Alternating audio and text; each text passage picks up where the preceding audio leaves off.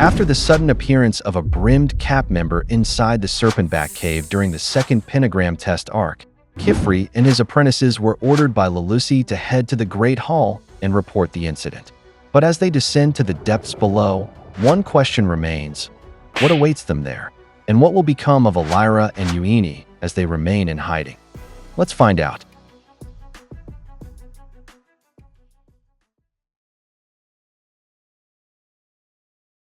They were met by Lelouci, a member of the Knights Moralis, who instructed them to accompany her to the Great Hall. Coco was stunned upon hearing that. Meanwhile, Arujo grew irritated and told her to look at Kifri's condition. He needed a doctor immediately. Lelouci replied that of course they could tend to whatever treatment he required first, but she wished to remind Arujo, as a watchful eye, that it was his duty to report any unusual incidents. Before she could finish speaking, Kifri collapsed while being supported by Arujo. Everyone panicked. She quickly bound Kifri with her pennant so he could be lifted more easily. Lelouci explained that her window way connected directly to the base of the hall and urged them to hurry and bring him to the healing spire. Arujo agreed, but demanded that there would be no harsh interrogations like before. If the order could not treat the apprentices properly, they would not remain.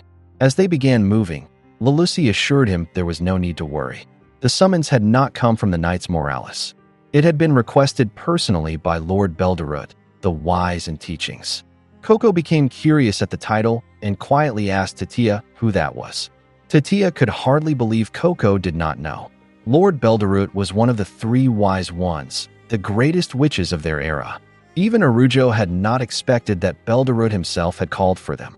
It seemed they had no choice. He urged them to move. Suddenly, the twins rushed past Coco. Echo told his brother that whoever found the last trace of shady magic is a rotten egg. Etlin snapped that this was not a game. They had real work to do, and he would not waste the entire mission babysitting his younger brother.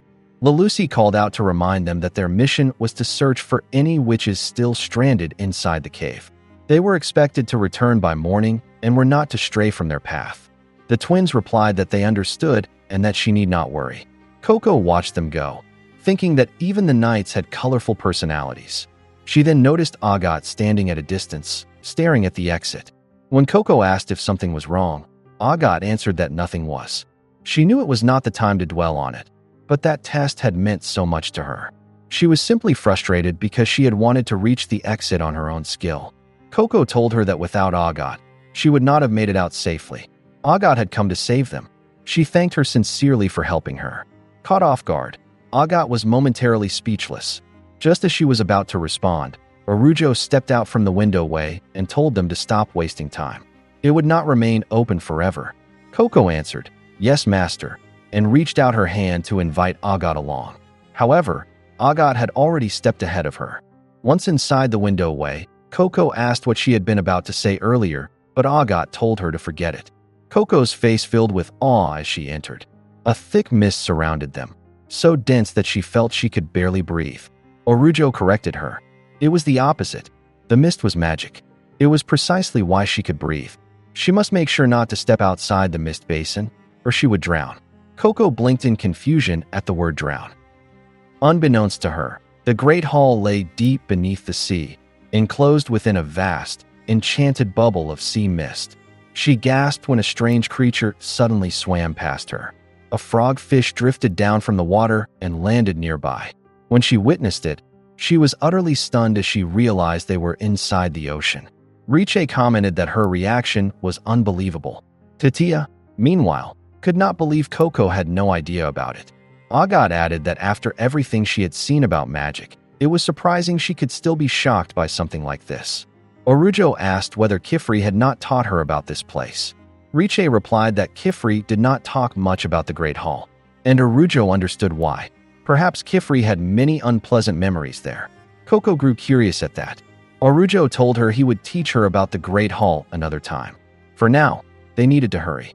When they arrived, Arujo knocked and called out for Sinosha, asking if she was there because they needed a doctor. This was the healing spire. Moments later, the door opened and a woman named Sinosha greeted them. She welcomed Arujo and remarked that it had been quite some time since he last visited. She asked how he had been and whether he had gotten burns again. He looked incredulous at her greeting, but said this was not about him. They had brought Kifri and asked if she could help him. They had managed to stop the bleeding, but his condition was serious. Senosha grew alarmed at the sight of him and urged them to bring him inside quickly. Kifri struggled to move when another woman arrived and said she would handle it.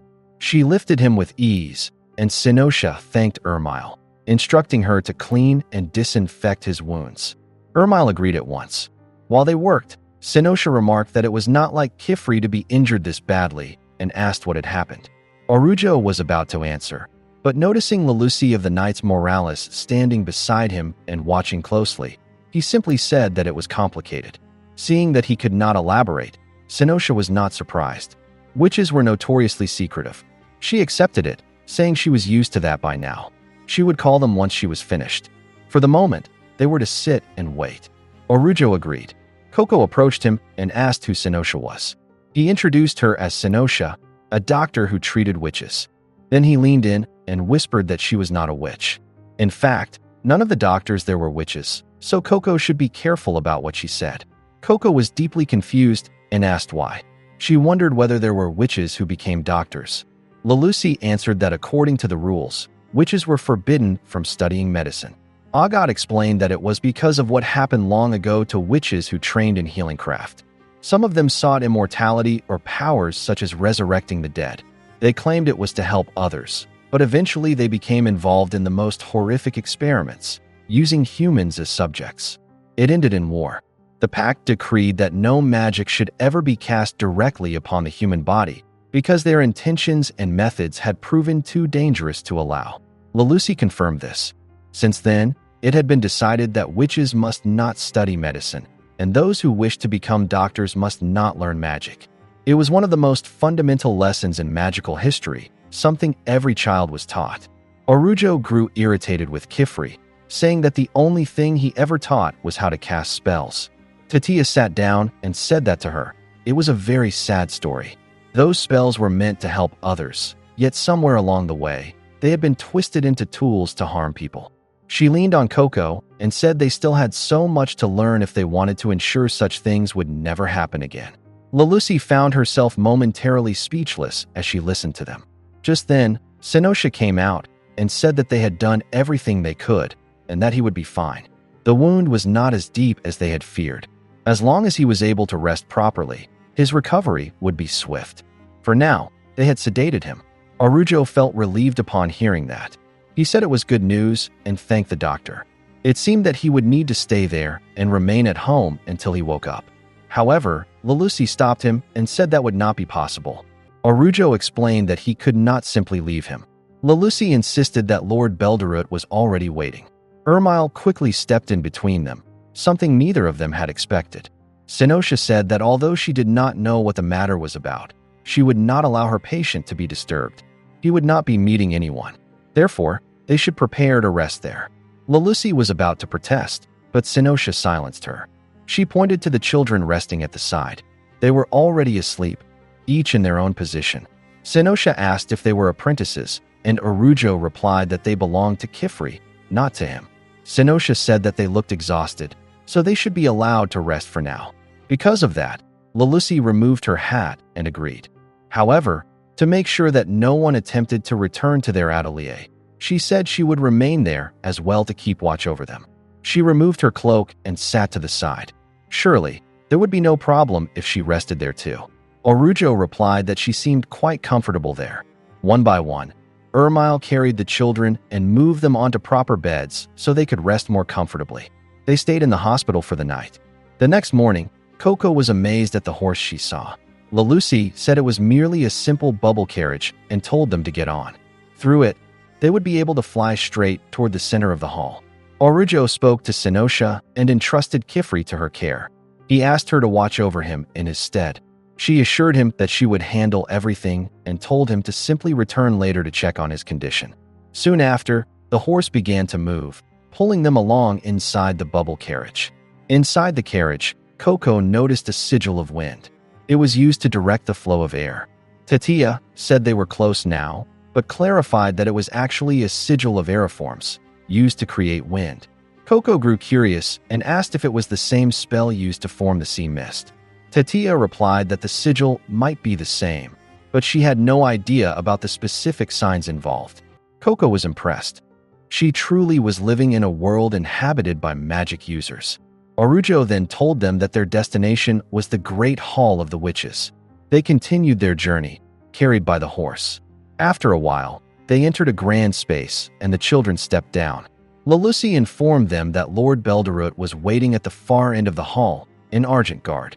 He had requested the presence of their entire atelier. Of course, given the current circumstances, Kifri was unable to attend. The brush buddy followed them, but Lalusi picked it up and said it was not permitted inside. It could wait there with her instead. And so, Arujo led the children forward to meet him. Before they entered, Coco asked Arujo if he could tell her about Lord Belderut.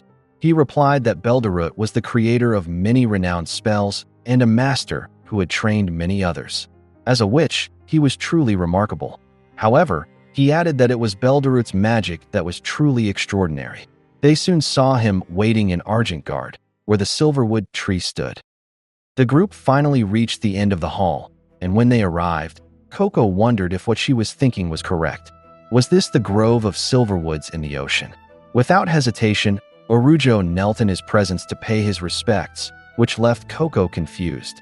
Arujo greeted him and introduced himself as a member of the Watchful Eyes. He had come at his request, and with him were Kifri's apprentices. When Tetia noticed that Coco was still standing, she whispered for her to take her hand, place it to her left side, and kneel. Because of that, Coco copied them and followed as instructed. She peeked up and wondered if that truly was Lord Belderut of the Wise. He remained silent. When Arujo noticed this, he stepped forward, took a branch from the tree, and swung it to strike him, which the apprentices had not expected at all. They wondered what he was doing. Coco suddenly pointed out that Lord Belderut had vanished. Tetia asked if that had been smoke. Belderut then spoke, saying that he had planned a grand performance, a powerful leap adorned with dazzling prismatic sparkle. However, he had been forced to destroy his smoke sculpture. As always, Arujo was terribly impatient. He had not changed at all. Arujo thought that Belderut's magic had always been like that. He was the one who had barely changed. He asked if he could at least show a bit of weight and dignity befitting his title. True to that title, Belderut, the wise in teachings and overseer of research and education within which society, replied that it was a position that required showmanship and spectacle. The first and most effective ally of a teacher was the delight of the unexpected. Lessons could not take root if the students were not first captivated. Coco grew curious about his form, and he immediately approached her. He was certain she would have preferred to see his duplicate leap into the sky, shimmer in all 7 prismatic colors, spin around, and finally explode into a magnificent burst of smoke. Coco thought about it and admitted that she probably would have liked that better. He then looked at Arujo as if to prove his point, but he remained unconvinced. Belderut said that his title was merely ornamental. Engendale, the wise in friendships, was the one who continually strengthened their ties with the nations above the sea. And Venana, the wise in principles, was the one who passed judgment upon those who broke the rules. As for him, he remained in his garden, with little duty beyond listening to those who sought his counsel. But this matter, he said, concerned the examinations, and that fell within his authority. So he urged them to share the details of what had happened. He was eager to hear everything they could remember. The 4 apprentices of Kifri exchanged glances. They did not know how to answer or where to begin. Noticing that, Belderut remarked that what they had gone through was truly unfortunate, and to be separated from Uini and Elira inside the cave must have left them filled with worry. Therefore, he would dispatch his own team to assist in the search. As for the long-awaited examination that had been interrupted by circumstances beyond their control, it would be unjust to count it as a failure. Agat was startled by those words. Belderut added that it would be cruel to make eager youths wait for another distant opportunity. So he proposed something instead. What if he himself were to grant them another chance? A make-up test, if they so wished, for all of them.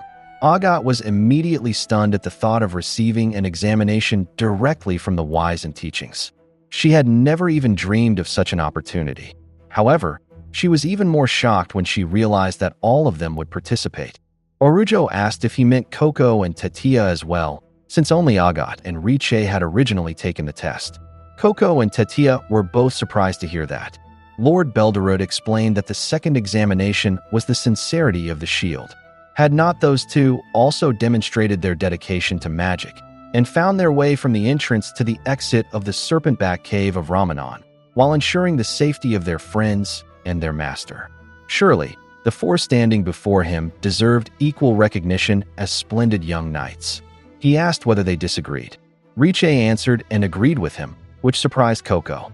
Riche turned to her and reminded her that they were both eager to grow and make progress, so they should work together. She also wanted to reach the Tower of Tomes. Now she understood what it felt like to want to help someone. Coco was overjoyed and thanked her. Riche gave her a thumbs up in response. Arujo, however, looked curious and asked whether that was truly all right. It seemed like a very big exception. However, Belderud said he did not care for rigid systems. Education, he insisted, should be open and flexible. Now, regarding the contents of the examination, he looked up and pondered what task he would assign. Meanwhile, the four of them waited eagerly for his words. According to Belderud, their examination would begin the following day. They would be given 3 days. Their task was to use their magic to surprise him. Any magic, whether grand or small, at any time of day and in any place. They could attempt it as many times as they wished. If they managed to amaze him even once within the next 3 days, they would pass his examination. Suddenly, he sprang out, leaping into the air and praising himself for such a clever test. He declared it truly marvelous and announced that once again he had outdone himself. He sparkled and spun around in place. Coco brightened when she realized that was the entrance he had originally planned earlier. Smoke swirled around him as they witnessed the spectacle he had prepared. Riche wondered whether the one they had spoken to earlier had only been an illusion. As they left, Coco commented that he certainly left an impression. That man never followed the ordinary path, according to Arujo. When it came to spell casting, his work was unusual, truly remarkable. His magic was extraordinary. Yet once you came to know him, it became difficult to understand how he was capable of such astonishing feats.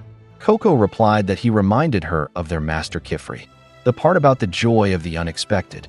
Arujo answered that it was because, but before he could finish, Riche's stomach suddenly growled loudly from hunger. They all turned to look at her.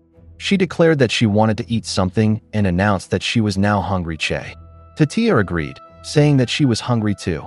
It was nearly lunchtime after all.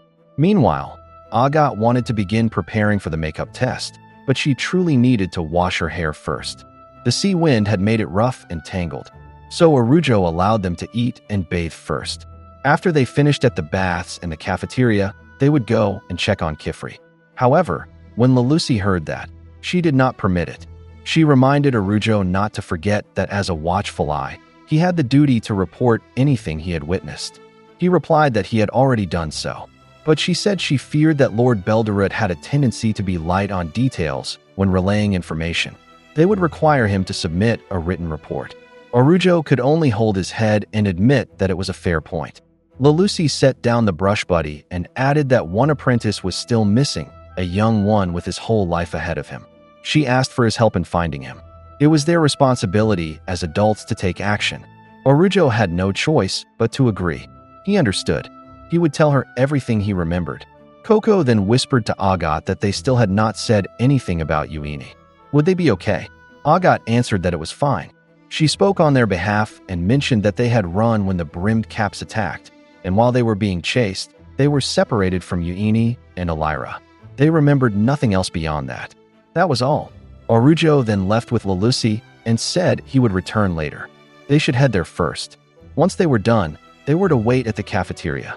The four of them answered in unison, "Yes, master." Coco was amazed that there were baths and a cafeteria for witches. That was right, Tetia said as she pulled her along. Since this is her first time, she insisted to show her around. The Great Hall was the home of all witches, and that included them as well.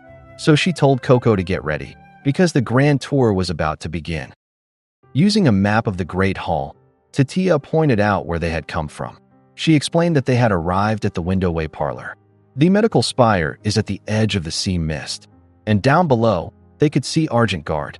It was located inside the Deepwater Castle, which stood at the very center of the Great Hall. Coco and even the brush buddy were amazed by that. They continued exploring the place.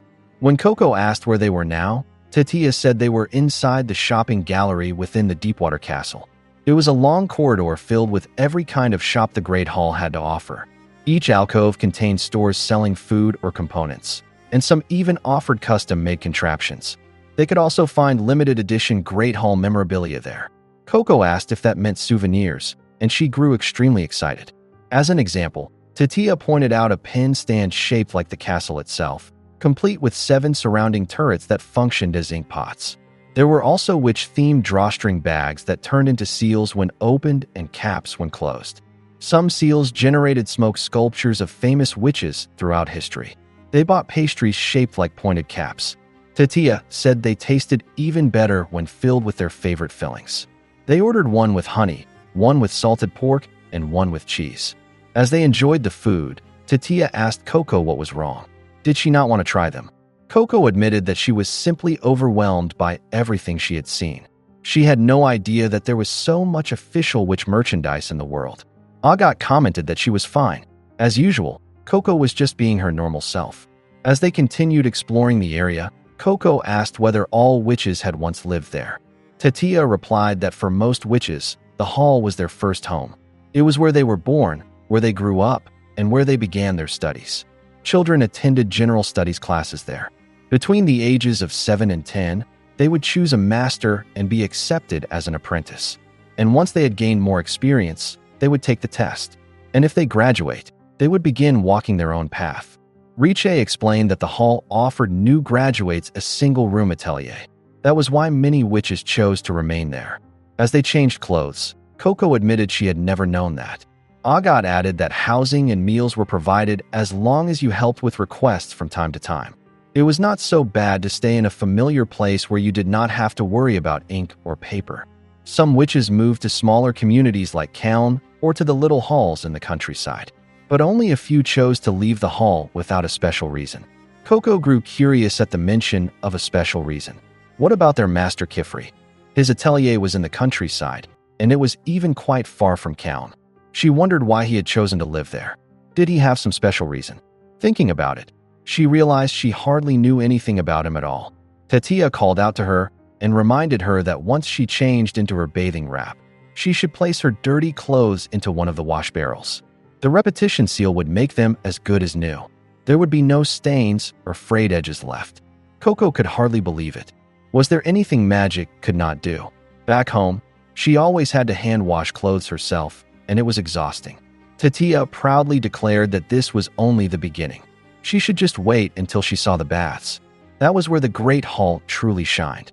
Coco had not expected anything even better, but soon they arrived at the bathing area. Natural water flowed there. Coco was deeply impressed. It was a bath, yet it felt like being at the beach. Agat remarked that it was still part of the ocean. When Coco stepped into the water, she said that even though it was seawater, it felt pleasantly warm. Riche replied that of course it did, because it was a bath. She wasted no time and dove straight in. However, Coco could feel the water sting against all her scratches. Still, she was grateful that things had not turned out worse. And of course, she was thankful to Master Kifri that they were all safe. Tatia then asked if they remembered how he had cast his spell back there. Coco admitted that it had been impressive. She added that she felt she still needed to learn how to draw many more kinds of spells. She lay back in the water and wished she had more to choose from. If she knew many spells, they would simply be there when she needed them, and she would not have to stop and think. As she floated there, she confessed that the makeup test felt too early for her. But if it gave her the chance to learn something new, she would give it everything she had. Tatia called out to Coco and said that was good. She would do the same, and they would face it together. Riche agreed as well. Coco thanked the two of them sincerely. Then Agat joined the conversation and even offered to teach them, if they wished. Coco was stunned. Agat explained that she owed her for the sylph shoes she had drawn. They were truly useful. The others were surprised to hear that from her. Coco thanked her repeatedly, saying that was very kind. Tatia could hardly believe that Agat had opened up like that, but Riche thought she might just be joking. Agat told them to stop making a big deal of it. She was simply paying Coco back. In her opinion, they should start with water spells like that. She glanced at a magic sculpture nearby. a horse formed entirely of water. Coco jumped in surprise when she noticed it. She was completely amazed. Riche explained that it was a water sculpture, a sculpting spell that used water. Tatia added that the best ideas often came when you were simply sitting in the bath. She guaranteed that the spell had been made by someone who wanted to record their idea quickly before it slipped from their mind. They saw things like that all the time there. Coco could not believe that such things happened so often. She stared at the sculpture and began thinking about water magic. Her friends asked if she had gotten an idea from it, and she answered yes. Excitement shone on her face because she thought it was a good one. She wanted to try drawing it that very day. However, she worried that once they left the bath, she might forget it. Tatia laughed and said that was exactly what she meant. That happened all the time. It seemed they would be having a special study session there until their master Ali arrived, the name they used for Arujo. The scene then shifted to another part of the Great Hall, where Arujo was speaking. As he had said, by the time he arrived at the Serpent-Back Cave, everything was already over. The apprentices had been separated from Kifri, who was already injured. The brimmed caps had only just left. According to the children, they had been attacked without warning. They did not know why. Perhaps, he suggested, they should reevaluate their guidelines for small groups traveling outside the hall until they determined the true target of that group. At the very least, chaperones should not leave their apprentices behind. Kukro bristled at that, sensing the implication. Was he saying it was his fault? Incidents that occurred during examinations were the proctor's responsibility. The proctor stood beside the apprentices and had failed to resolve the situation. Arujo responded that the fact they had been attacked was no one's fault. He was only saying that as elders, they should have been more careful and vigilant. Galga agreed with him, which Kukro had not expected. Galga then called for the twins, Echo and Etlin. When they asked what it was, they handed over the caps they had recovered during their search. Galga instructed them to return those to their rightful owners. He added that they had also found traces of numerous seals there. Most of them had been scraped away, so their contents were no longer clear. They had found no trace of the missing individuals.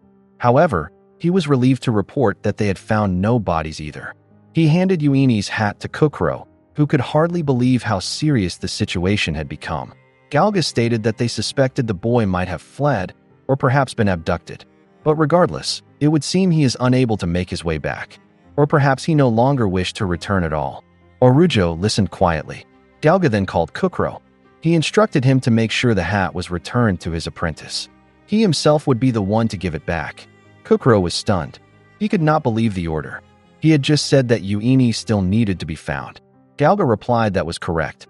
As the boy's master, he would lead the search. That was his duty to his apprentice. He was certain Kukro remembered the principles. Kukro answered that he did. He only meant that surely someone else might be better suited for such a task. When Utawan heard that, he asked him to repeat himself. He stepped closer and said they were speaking of his precious apprentice. The boy was missing. Was he truly saying that he was not even worried about him? Kukro quickly replied that of course he was worried.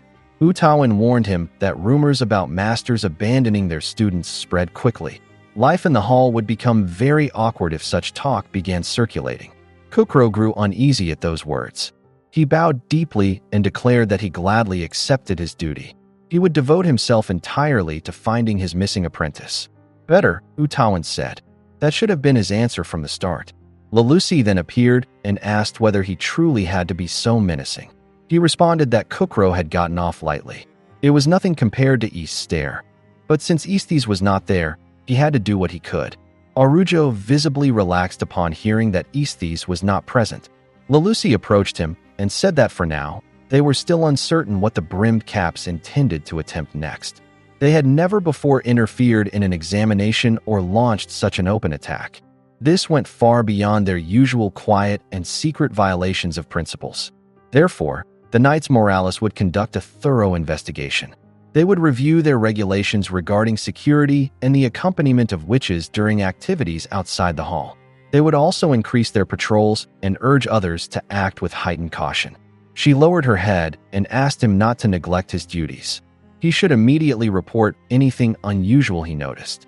Arujo bowed in return. Shortly after, he departed to rejoin Kifri's apprentices. As he walked, Arujo wondered whether he had successfully diverted their suspicions. At least for now, Kukro was no longer the issue, but Elira was beyond his reach. All that remained was to inform Kifri of everything that had happened. He thanked his lucky stars that Aesthis had not been there. Suddenly, Oniii-Chan appeared behind him, having overheard his words. He asked what that was about Aesthis. Orujo was startled by his sudden presence and asked if he had been following him. The man introduced himself properly as Oniii-Chan of Godri, the city of magic in the north. Orujo had not expected that. He himself was from Godri as well. He apologized, saying he did not recognize him.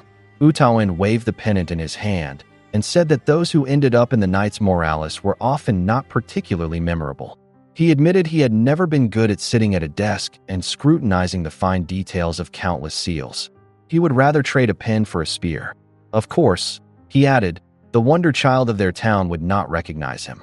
He called him Orujo of the Torch and remarked that it seemed he knew more about the story than he was letting on. Orujo asked how he could say that.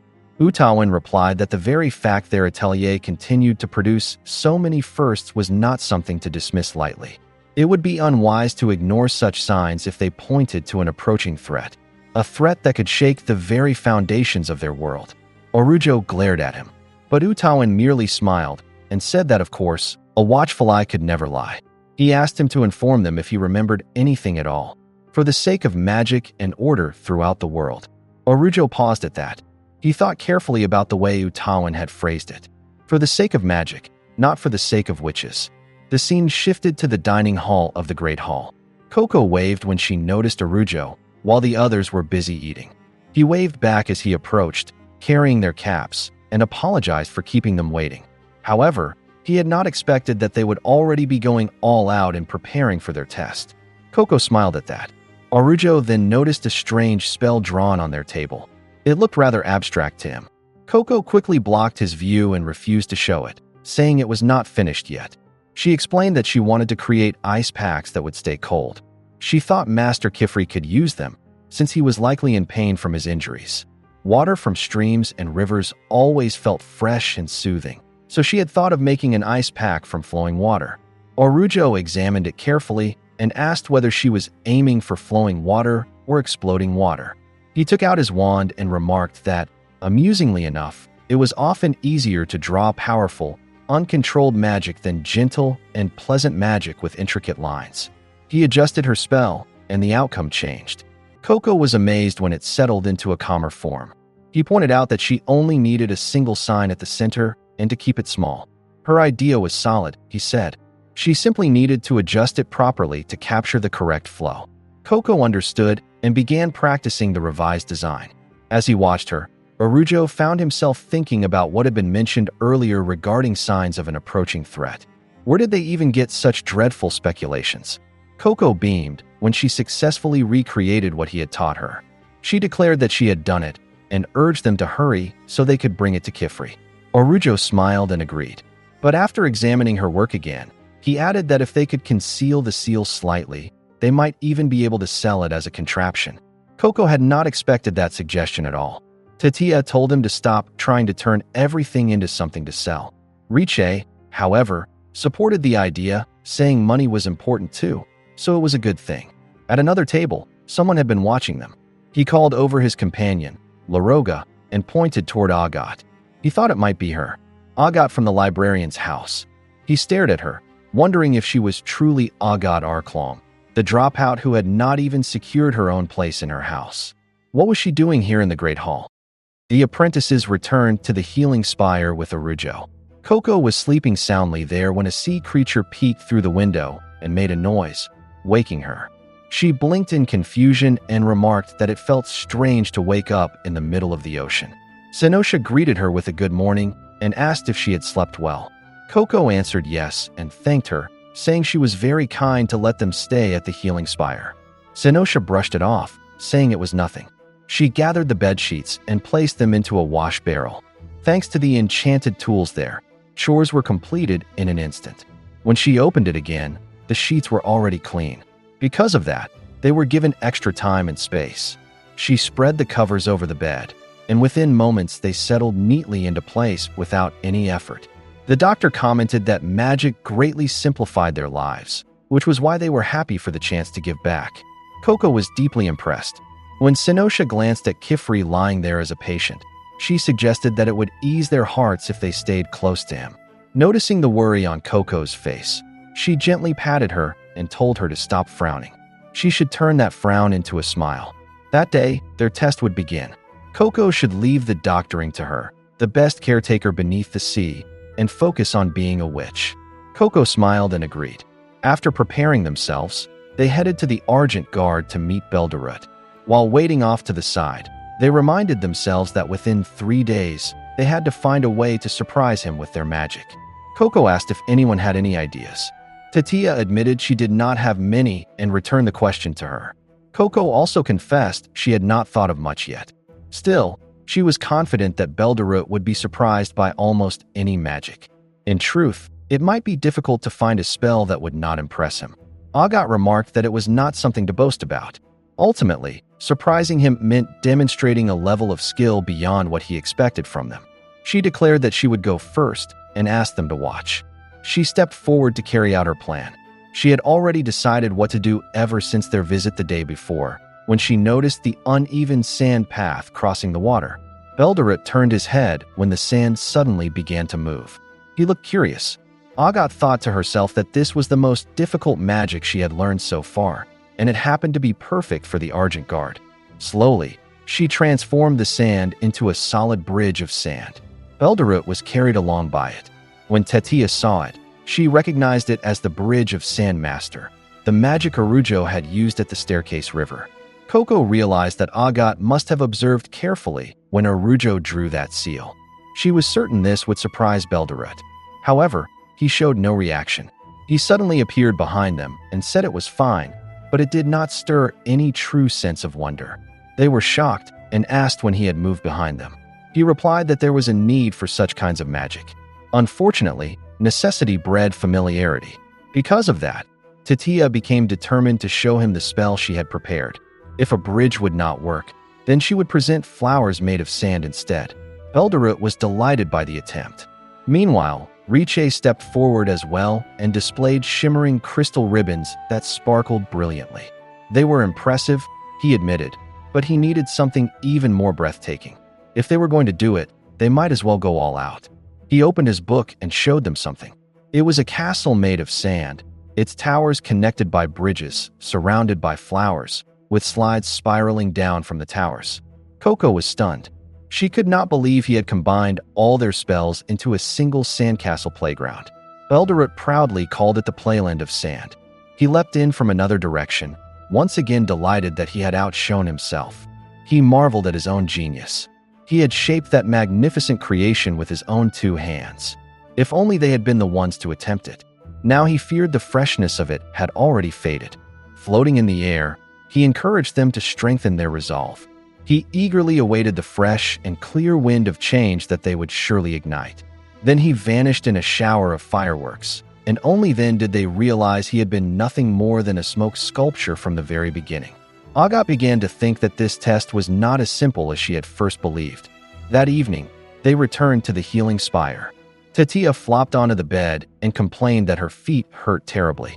After running around all day, she was completely exhausted. Coco added that the Great Hall was nothing but staircases, so it felt like they had worked out from all the moving around. Tatia grumbled further that with Lord Belderut, you would think you knew where he was, only for him to suddenly disappear. He would be right in front of you, then vanish without warning. Riche insisted that whenever they finally found him and showed whatever spell they had prepared, he would simply take it and make it even better. There was no stopping him. Tatia sat up and wondered aloud why they did not just hide somewhere and suddenly jump out and shout surprise. Riche replied that it would not count, since the requirement was a spell. That gave Tatia the idea of designing a spell that literally shouted surprise. While sitting there, Coco said that she thought when someone was surrounded by astonishing magic every single day, it must be difficult to surprise him at all. Agat agreed with her. She reminded them that the 3 wise ones were masters of every kind of magic. He would not pass anything ordinary, that much was certain. Arujo commented on Belderut's ability to alter and redesign new magic the very moment he saw it. Because of that, he wanted to understand exactly how Belderut had changed their spells. Coco fell into thought at that. Orujo explained that, in his view, the fact that Belderut had modified their spells meant that what they initially created was not the kind of magic he was looking for. Once they began accepting requests from the outside world, they would notice themselves drawing all sorts of new things to meet those needs. He urged them to observe their patron carefully. They needed to understand who he was in order to offer the kind of magic he truly desired. Coco grew curious at the mention of their patron. Orujo confirmed that was correct. Even if this was a test, every spell had a recipient. There was always someone it was meant for. He suggested that they spend the next day focusing more on reflection than on flashy displays. Agat could hardly believe they would waste an entire day just watching him. They only had 3 days. Orujo clarified that he had not said they should stop drawing, a true which was always casting, if not with their hands, then with their mind. With his advice lingering in their thoughts, the 4 of them carefully considered what they should do next. The next day, they put their new plan into action. Coco thought back to how they had spent the first day drawing spell after spell and getting nowhere. So now, they would use the second day simply to observe Lord Belderud in shifts. She crouched above, hiding as she watched him from a distance. People passing nearby glanced at her curiously when they noticed her strange position. Below, a group of children ran toward Lord Belderud, calling him Lord Bell with bright smiles. They excitedly asked him to cast a spell for them. Their faces were full of joy just from being near him. Coco quietly observed the scene. She began to wonder whether adults who knew more about magic eventually lost their sense of wonder. As Belderut played with the children, Coco asked herself that if adults truly lost their amazement, then what kind of magic was he expecting from them? Suddenly, someone called out to her. It was Laroga. He said he recognized her seafoam-colored cap. He asked whether she belonged to the same atelier as Agat. He then asked if it was true that Agat had failed her second test and was now being given a special chance to make up for it. Coco was startled. She replied that Agat had not failed. The test had merely been interrupted halfway through. Laroga shrugged and said it was basically the same. The first 2 tests were practically just formalities. He thought it was pathetic if someone struggled to pass something like that. He was not surprised, especially since Agat had been rejected as an apprentice by the houses. Coco was surprised by that. She answered that Agat was an apprentice now. She was studying under Master Kifri. Laroga responded that she was not from one of the houses of first apprentices, like the House of Arklom or Renton. The first houses were those granted knowledge after the Day of the Pact. The head of each house always took in a relative as an apprentice to preserve their legacy. Laroga could not believe she did not know that. He asked whether they even taught them anything out there. Since she seemed completely out of the loop, he decided to give her a bit of advice. Leaning closer, he told her to keep her distance from Agat Arklom. Coco replied that was a cruel thing to say and asked why he would say that. He explained that Agat had attended her formal debut with a stolen spell. She had been so desperate to win the favor of the head of her house and be accepted as an apprentice that she tried to pass off someone else's magic as her own. Coco stood up and firmly insisted that Agat would never do something like that. But Laroga insisted that she would, and that she had. Those without talent, he said, could only rely on persistence. If they were studying in the same atelier, Coco should be careful not to let her guard down. At that moment, someone arrived and overheard their conversation. When they looked, it was Agat herself. She clearly had not expected to hear that. Without a word, she turned and ran. Coco chased after her and called out for her to stop. She asked where she was going. Agat halted and suddenly asked whether Laroga had told her. When Coco asked what she meant, Agat shot back, asking if she believed him. Of course not, Coco replied. Agat grabbed her and demanded to know why. How could she be so sure? Coco was startled but answered that it was because she was the one they were talking about. When Agat asked what that meant, Coco explained that she always watched her whenever she was busy drawing. She had seen every seal Agat had made. Because of that, she knew. Agat was the last person who would ever forgive herself if she had done something like that in the past. She knew that. She then said that it was too bad. Coco's belief in her would not change anything now. She turned away and began to leave, leaving Coco confused. Agat said she would only say this once. She would prove herself. She would endure the hard work required and face the trials with nothing but her own ability. She did not need family connections, and she would show them that. She would become a librarian through her own strength. She would become so successful that the house that once doubted her would chase after her and beg her to return. Coco listened carefully, but suddenly interrupted her. She called Agat a genius, which she did not expect. She asked if Coco was being sarcastic, and Coco quickly denied it. She was talking about the test. It was just like what Master Arujo had said. They needed to think of Lord Belderut as their patron. Coco hurriedly climbed onto the railing, and Agat followed, asking her to wait and where she was going. She said Coco was not making sense. She did not understand what she was saying. Using her sylph shoes, Coco gently landed in the center, maintaining control of herself. She caught Lord Belderut's attention. Even though he could not fully see her yet, he smiled in expectation. Coco felt certain about her realization. She believed she had finally figured it out. When Agat asked what she meant, Coco answered that she had realized the kind of magic Lord Belderut truly wanted to see. Coco felt that she had finally figured out the answer, the kind of magic Lord Belderut wanted to witness. She told Agat to listen and began explaining her plan. However, Agat stopped her, saying that she was the one who came up with the idea in the first place, so there was no need to explain it to her. Coco could simply use it for herself. After all, this was still a test. But Agat stood and admitted that she was not entirely sure, because no one among the wise and teachings had ever said that they were not allowed to share ideas or work together. Agat was surprised by that thought. She continued and reminded her of what Master Ali had said, that they should think of Belderut as their patron. She then landed and admitted that she was still not very skilled at drawing. She did not yet have the ability to turn her ideas into proper seals. That meant she likely would not be able to satisfy Lord Belderut on her own. Agat was surprised by her use of the word satisfy. As Coco walked, she explained that their goal was to surprise Lord Belderut within 3 days. But as she thought about it more, she realized that what he truly wanted was that feeling of excitement, that spark of wonder that filled someone after witnessing something new and amazing. And if that was what they were aiming for, then combining their ideas would be the best way to create something both joyful and surprising. Agat could hardly believe it. She understood the idea of sharing, but she was surprised that Coco wanted to turn their test into something fun. Just then, Tatia arrived and agreed with Coco. Agat was startled by their sudden appearance. Tatia explained that having good ideas alone was not enough to create great magic.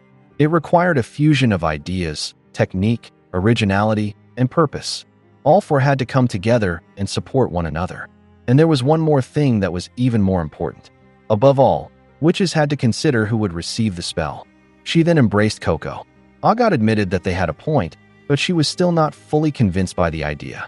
Riche said she simply could not imagine how a test could possibly be fun, which surprised Agat. She added that it was exactly the kind of idea Coco would come up with. She stepped closer and said she would join them. There was only 1 day left anyway, so whatever happens, happens. Agat remained behind, unable to believe what she had just heard. Whatever happens, happens. Were they joking? As she watched them chatting so energetically, she paused and reflected. She could not believe that Coco was treating this not as a demonstration of skill, but as a matter of giving joy, of offering the recipient what he truly wanted.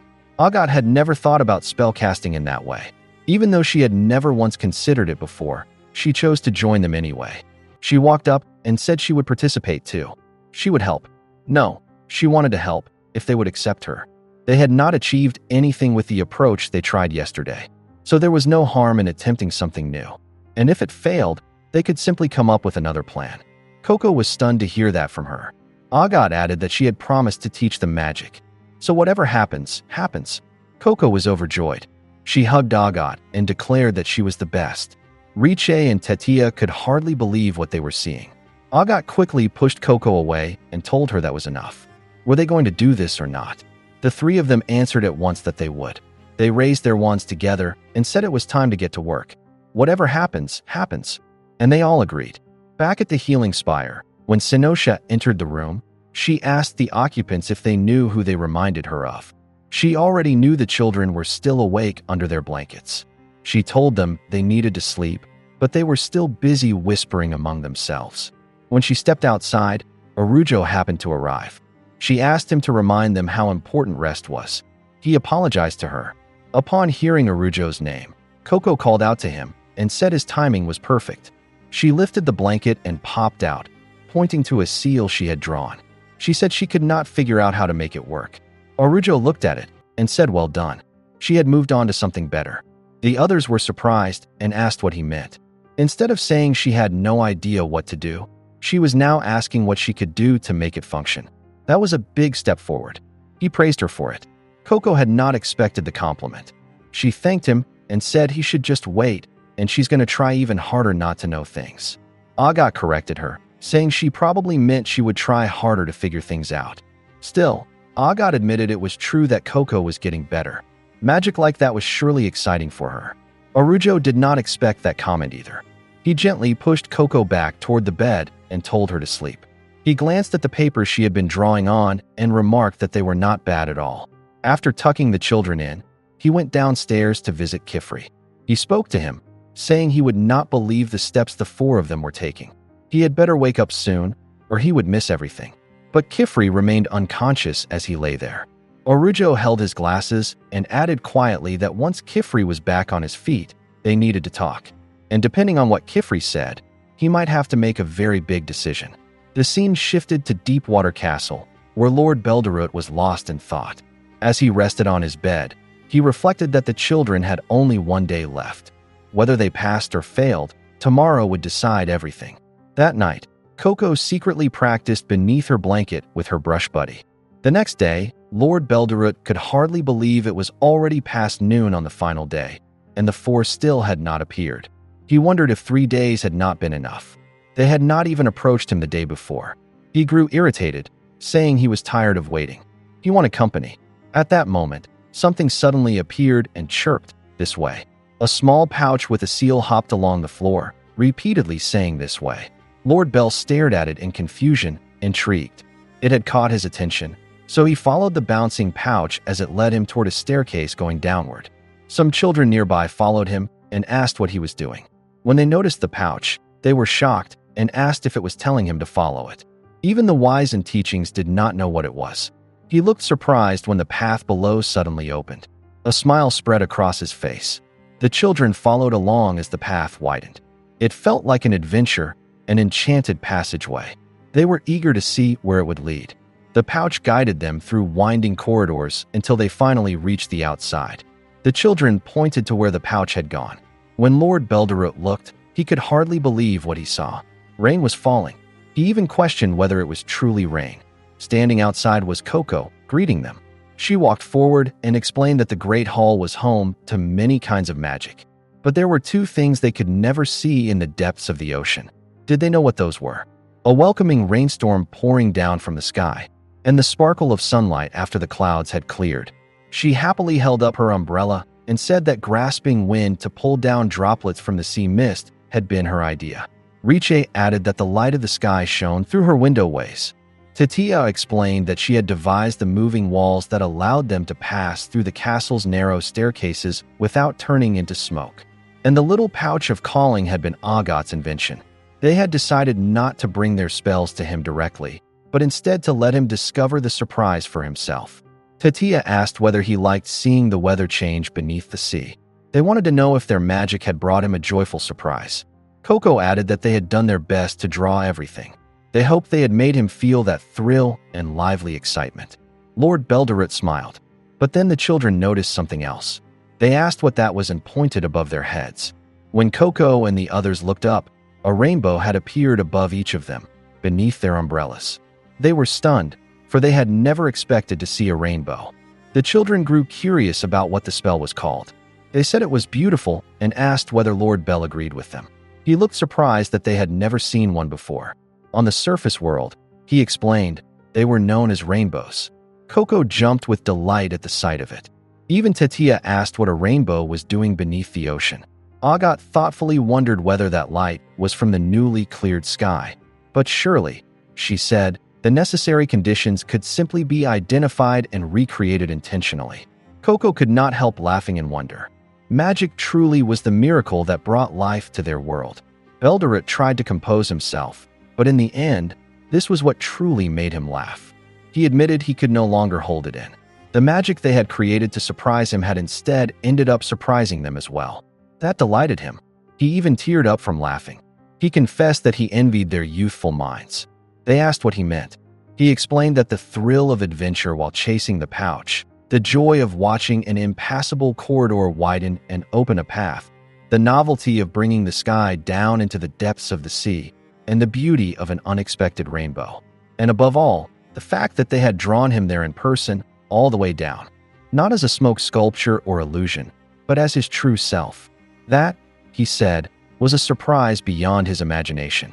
There was nothing lacking in their seals or contraptions. He congratulated the four of them and awarded them the honor of passing the second trial of the Pentacle of proving the sincerity of the shield. Coco was overjoyed.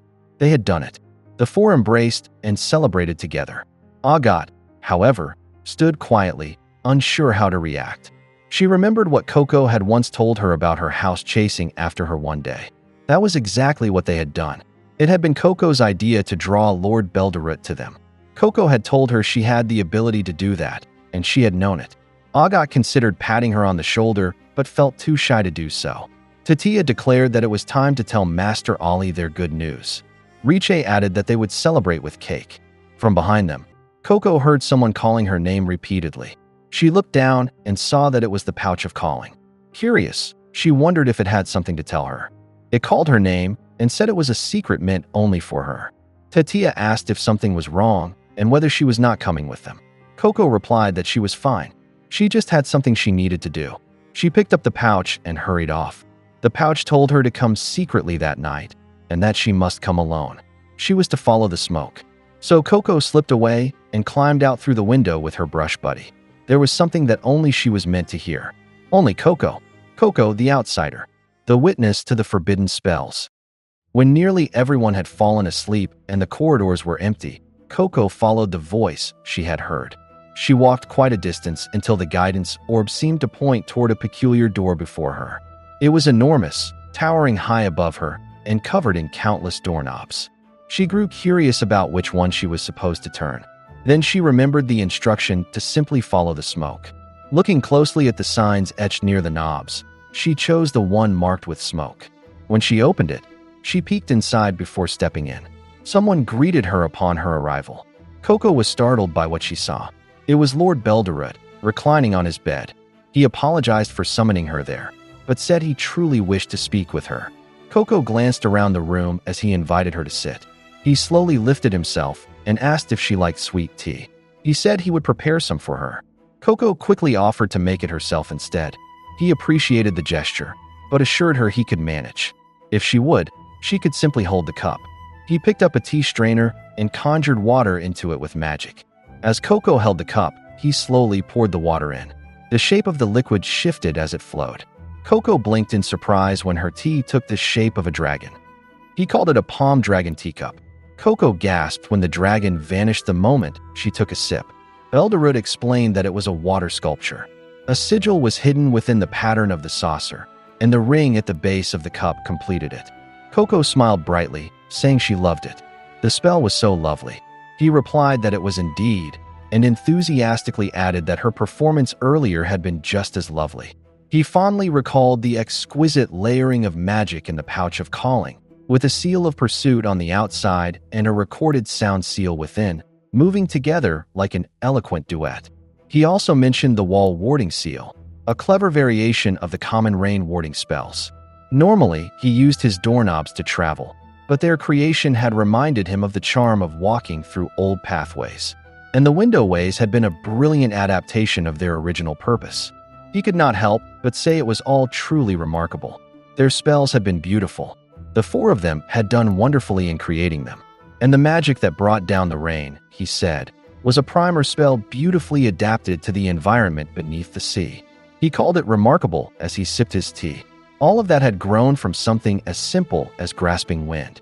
He admitted that his heart had pounded with every encounter he had with each spell they had carefully refined. Yes, he even went so far as to say that this was the very reason he lived. Coco was startled, but replied that she understood that feeling. She knew it very well.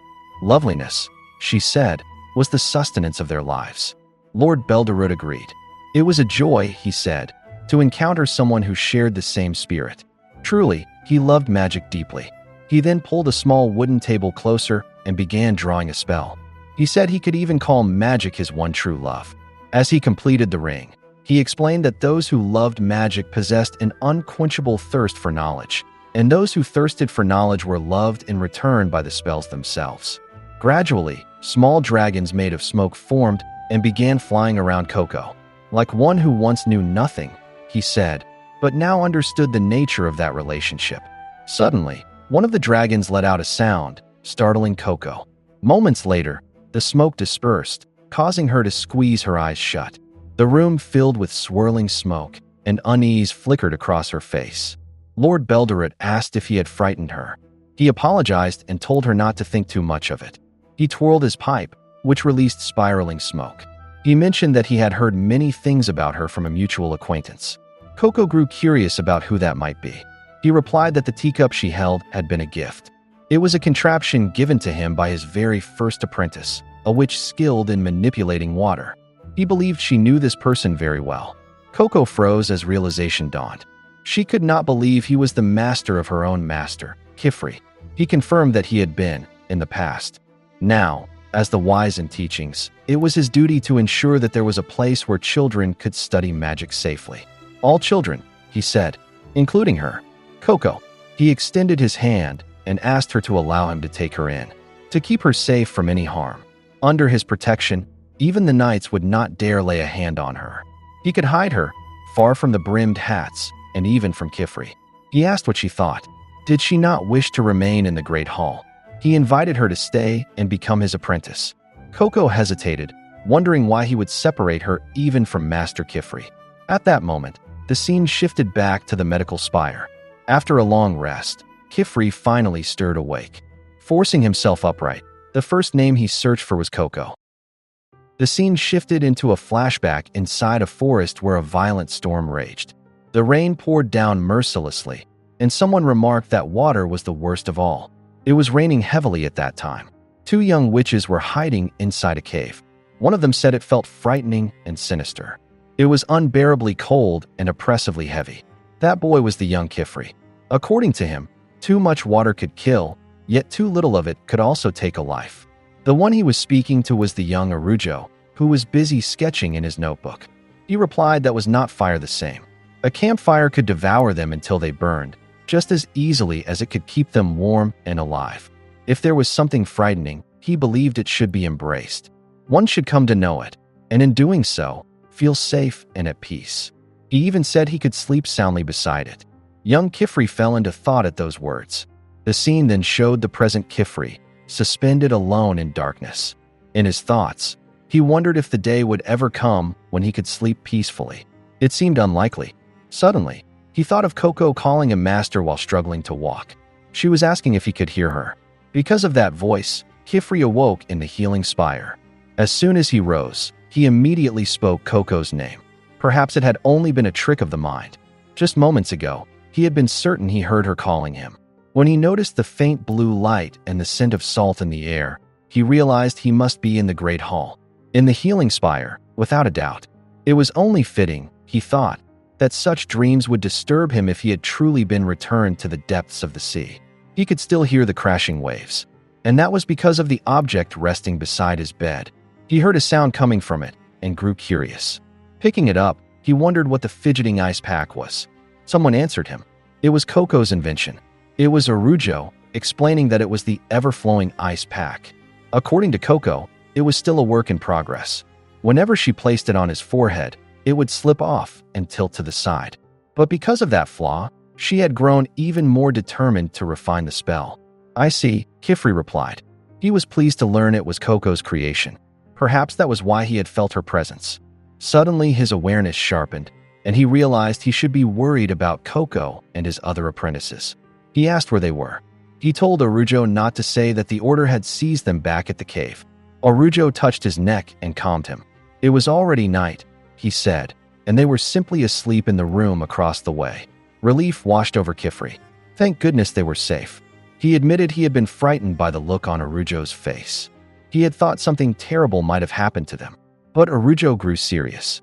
There was something he wanted to know from Kifri. When he said he was afraid, did he mean for their sake? Kifri looked puzzled and called him Ali. But Arujo pressed him to answer directly. What was Coco to him? Was she an apprentice he had sworn to protect? Or was she merely a means to an end? A clue that would help him hunt down the brimmed caps. The scene shifted back to Lord Belderut's room. Coco could hardly believe what he had just told her. Why did he want to separate her from Master Kifri? The wise in teachings fell silent for a moment before answering. He said that Kifri was connected to the brimmed caps in a way that frightened him. He feared that, rather than keeping her away from them, Kifri might only draw her closer. Coco was stunned. She could not understand it. She stood and firmly said no. She had seen with her own eyes how badly her master Kifri had been hurt. He had risked everything to keep them safe. It was not his fault that the brimmed caps kept attacking them.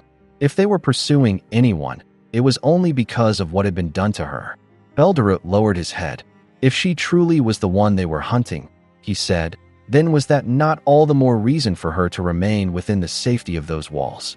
Though it pained him to say it, he admitted he could not help but wonder whether Kifri's display of protectiveness might be a guise. Perhaps it concealed a long-buried anger he had carried for years. He lay back and continued, saying that whatever arrows and suffering Kifri had endured in the past, he was no longer a child. He had grown older. He had long since come of age. No circumstance could ever justify a master using his apprentice for personal ends. Coco grew curious when he mentioned the past. She apologized, knowing it might not be her place to ask, but she could not help wondering if something had happened between her master Kifri and the brimmed caps. Belderut realized that Kifri shared very little about himself. But perhaps, he thought, Coco deserved to hear what she needed to know. Years ago, in the Forest of Night, the dark Selette Forest of Thristis, the knights had been searching for something. Yet they found nothing. The brimmed caps had seemed to vanish into the darkness itself. The knights were frustrated. They had almost had them within reach. They were determined to pursue the brimmed caps to the ends of the world if necessary. They searched for any trace that could be used. One of them insisted that the brimmed caps had clearly been there. But what business would they have beneath those blackened branches? Belderut had arrived at the scene back then and said that it was a forest of shadow and death. He asked if there could be any more fitting place to conceal dark arts. The knights thanked him for his assistance, but he replied that it was a small matter. He only wished he could do more. Whenever the order called, he said he was glad to help. Still, several knights could not believe he called it a small matter when he was capable of stopping the rain across such a vast area. Suddenly, Belderut noticed something. They asked if he had seen anything. He reached out his hand and said yes. He had found blood, and it was still fresh. The others grew alert. He said there was more of it ahead. It was difficult to see within that suffocating darkness, but he was certain. They collected a sample and pressed it into cloth. A guidance orb was brought forth. They placed the blood inside it before the rain could wash it away completely. There was no bond stronger than blood itself. They would use it to track wherever it led. Perhaps they could still catch them. As they followed the orb, they noticed it pointing toward the roots of a tree. Belderut wondered whether they would find a corpse or a hiding place. He instructed them to stand back and said he would lift the earth. He drew out his notebook and sketched a spell. With it, he raised the soil from the ground. What he uncovered unsettled him. Buried beneath was a coffin. They stared at it in shock, and from its appearance, one of them remarked, it seemed newly placed. Belderut thought it strange that he smelled no rot from a decaying corpse, though the rain was heavy enough to pool water atop the coffin. He wondered whether it was empty or a trap. What could possibly be waiting inside? When they opened it, everyone was stunned. Inside lay a thin, wounded boy. Belderut froze at the sight of a child. He ordered them to take him out at once and check whether he was still alive. As they lifted him carefully and wrapped him in blankets, he asked if the boy was all right, if he could hear him. They asked if he could speak and what his name was.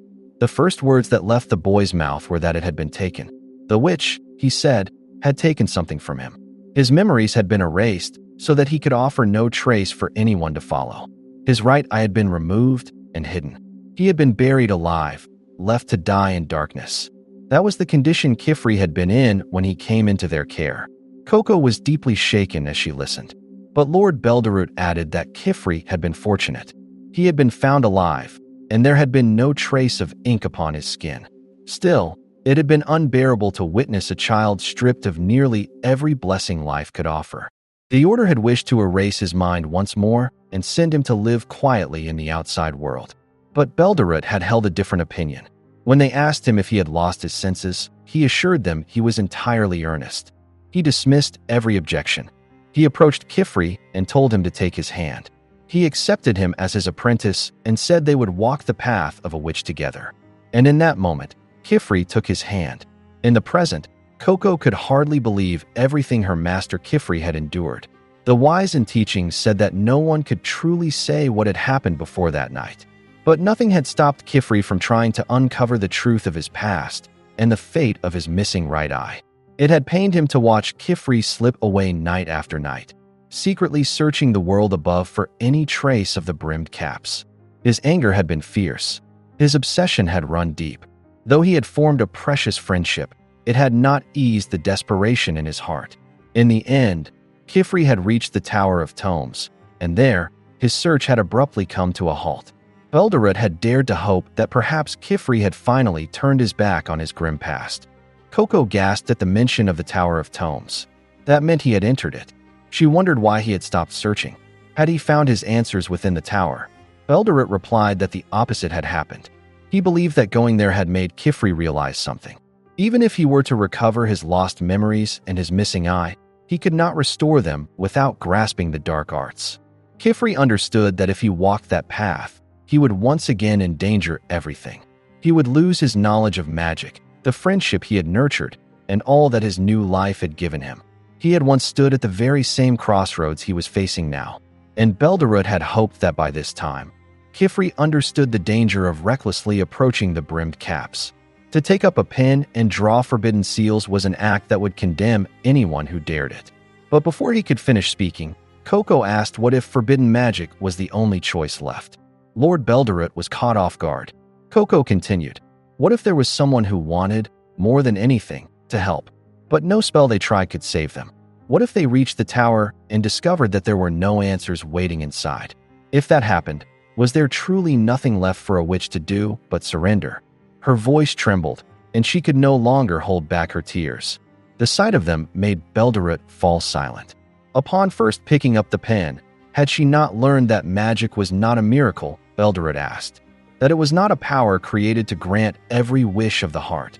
Anything capable of curing illness could also bring it about. He believed there should be limits to what human hands were allowed to reach. It was better that way for them. The scene shifted to the healing spire. Arujo said that back at the Atelier, when he learned that Kifri had accepted Coco, he had told him that losing Coco would mean losing his only clue. He had begun to wonder whether this was truly about helping Coco's mother, or about what Coco could do for him and for the things he was pursuing. Kifri asked where those words were coming from. Arujo lifted Kifri's glasses. He had wanted to repair them as a favor, especially since they had been badly damaged in Ramanan. Kifri fell silent. Arujo continued. He already knew about the black lens, the opacating spell Kifri used to conceal his missing eye, but he did not remember there ever being a seal carved into the left lens. He was certain it had not been there before. It had been hidden with ink from the blushing bride so that it would appear transparent. A seal designed to block intense light, the kind used when one's vision was weakening.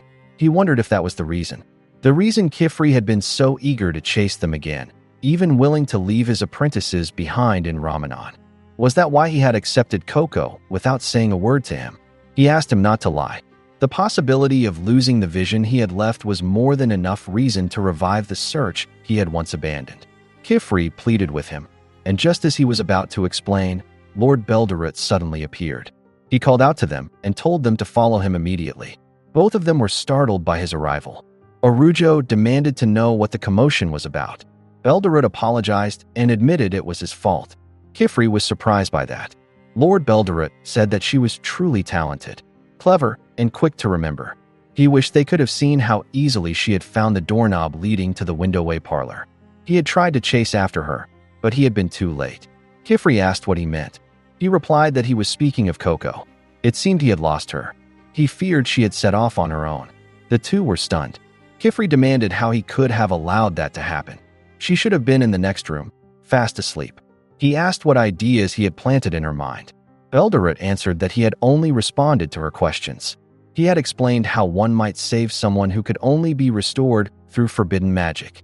Kifri's irritation was unmistakable. He said it was not difficult to guess what else he had told her. He immediately rose to search for her, but Arujo stopped him and told him to take it easy. He was still recovering. Kifri insisted that he had to follow her. He had to bring her back, but he had not yet regained his strength. Arujo reminded him that she had used the window way. She could have gone anywhere. They had no idea where to even begin searching. Kifri said they didn't know. He believed there was only one place she would try to go. And then Coco was shown, running with tears in her eyes. She was traveling alone toward the Tower of Tomes. After a long journey on foot with Brush Buddy, Coco finally reached the Tower of Tomes. However, she noticed that the bridge was still far away. She knew it would be faster to cross straight over the lake, but something inside her warned that flying above the water would not be safe. The sea monster dwelling beneath might attack. For a fleeting moment, she wondered if she could make the water vanish like what had happened at the Staircase River, turning everything into sand. But she immediately stopped herself, unable to believe she had even thought of that. She could not bear to imagine what would happen to the fish and the small creatures living there. Besides, such a spell would require immense power. She did not have that ability yet. She pulled out her palm squire and examined every spell within it. She tried to recall how the river had changed that day. She still did not understand it. She did not understand anything. Anxiety and fear churned inside her, as though they were devouring her from within. She stared at the Tower of Tomes and thought that if she could just reach it, the answer would surely be there. But was that truly the case? It had to be there. She believed her master Kifri would never lie to her. At that moment, a creature rose from the water. Meanwhile, the scene shifted to the windowway parlor, where Kifri and Arujo had arrived. They moved quickly, trying to follow Coco. At the windowway, they saw the Tower of Tomes in the distance. Kifri was astonished. Coco had only seen the pathway to the tower open once, and yet she had remembered the correct combination. Arujo remarked that her memory was exceptional. The small illusion of Belderroot perched on Arujo's shoulder added that one should never underestimate how far a child would go for the things she loved. Still, he questioned whether they were certain the tower was truly her destination. Kifri stepped onto the windowway and said that if he were in Coco's position, this was exactly where he would go. But when he emerged, he was stunned by what he saw. A massive sea monster had risen from the lake. The guardians of the tower had surfaced, enormous and terrifying in appearance. Kifri realized they must have sensed the presence of intruders. He saw that their attack was focused on a distant cliff. Coco was most likely there. Kifri stepped toward the water and touched its surface. He drew a spell and used the lake to create a colossal water duplicate resembling one of the monsters. As the guardians attacked the massive decoy he had formed, he flew toward the cliff to reach Coco. Arujo shielded his face as water sprayed violently and waves surged upward. He had not expected Kifri to create a giant water puppet as a diversion. He thought Kifri had lost his mind for attempting to fly over the lake in his current condition. Belderroot then said to Arujo that perhaps he had misjudged Kifri. Arujo asked what he meant. At first, Belderroot had believed his former apprentice would do anything to reclaim what had been taken from him. But watching him now, flying recklessly despite his injuries, it seemed he was willing to risk even the very hand he used to draw spells just to ensure the child's safety. Arujo was taken aback. Belderroot added that if Kifri was setting aside his own injuries so carelessly, then perhaps the fear he had been harboring was misplaced. It was not Kifri's devotion to the child that should be questioned, but his disregard for his own safety. A faint smile appeared on Belderroot's face. He could not believe he had failed to notice it sooner. After all this time, Kifri was finally acting like a teacher. Meanwhile, concern was written plainly across Kifri's face as he pushed himself closer to his student. Arujo fell into thought over Belderroot's words. He wondered if it was true, if that was truly the reason. From where they stood, they could no longer see Kifri.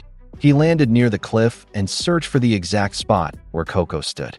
He called her name again and again, asking her to give him a sign if she was safe. When Coco heard him, she called out, "Master." Relief flooded Kifri when he saw that she was unharmed. He hurried toward her and said he was grateful she was all right. She must have been terribly frightened. He assured her that everything was fine now.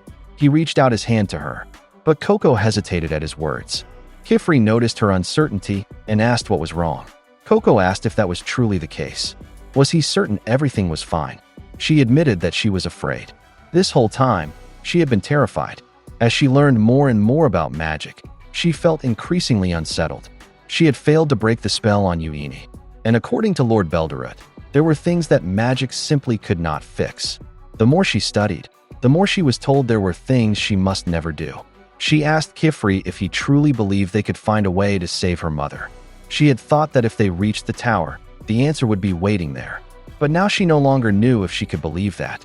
What if no matter how hard she tried, her efforts bore no fruit? What if she could never save anyone? She was afraid that if her hands failed to find hope, if all she grasped was empty air, she might one day be tempted to reach for things she was never meant to touch. And if that happened, perhaps she should never have become a witch at all. When Kifri saw the pain and frustration in her eyes, he reached out and pulled her into a tight embrace. Coco froze in surprise. He asked her to listen. It was true, he said, that the tower did not hold answers for everything. Coco was startled by that. But he continued. There was still hope, because what he had been searching for there had never truly been an answer. Coco looked confused. Kifri explained that what he had been searching for was the picture book he had drawn on that night. It was not an answer to undo a terrible spell. It was a problem she herself had to solve. Coco reflected on his words about problems. Kifri reminded her of everything she had already done. She had observed, questioned, practiced, created, spoken with others, and solved the problems before her one by one. It had not been long ago that she knew nothing about magic at all.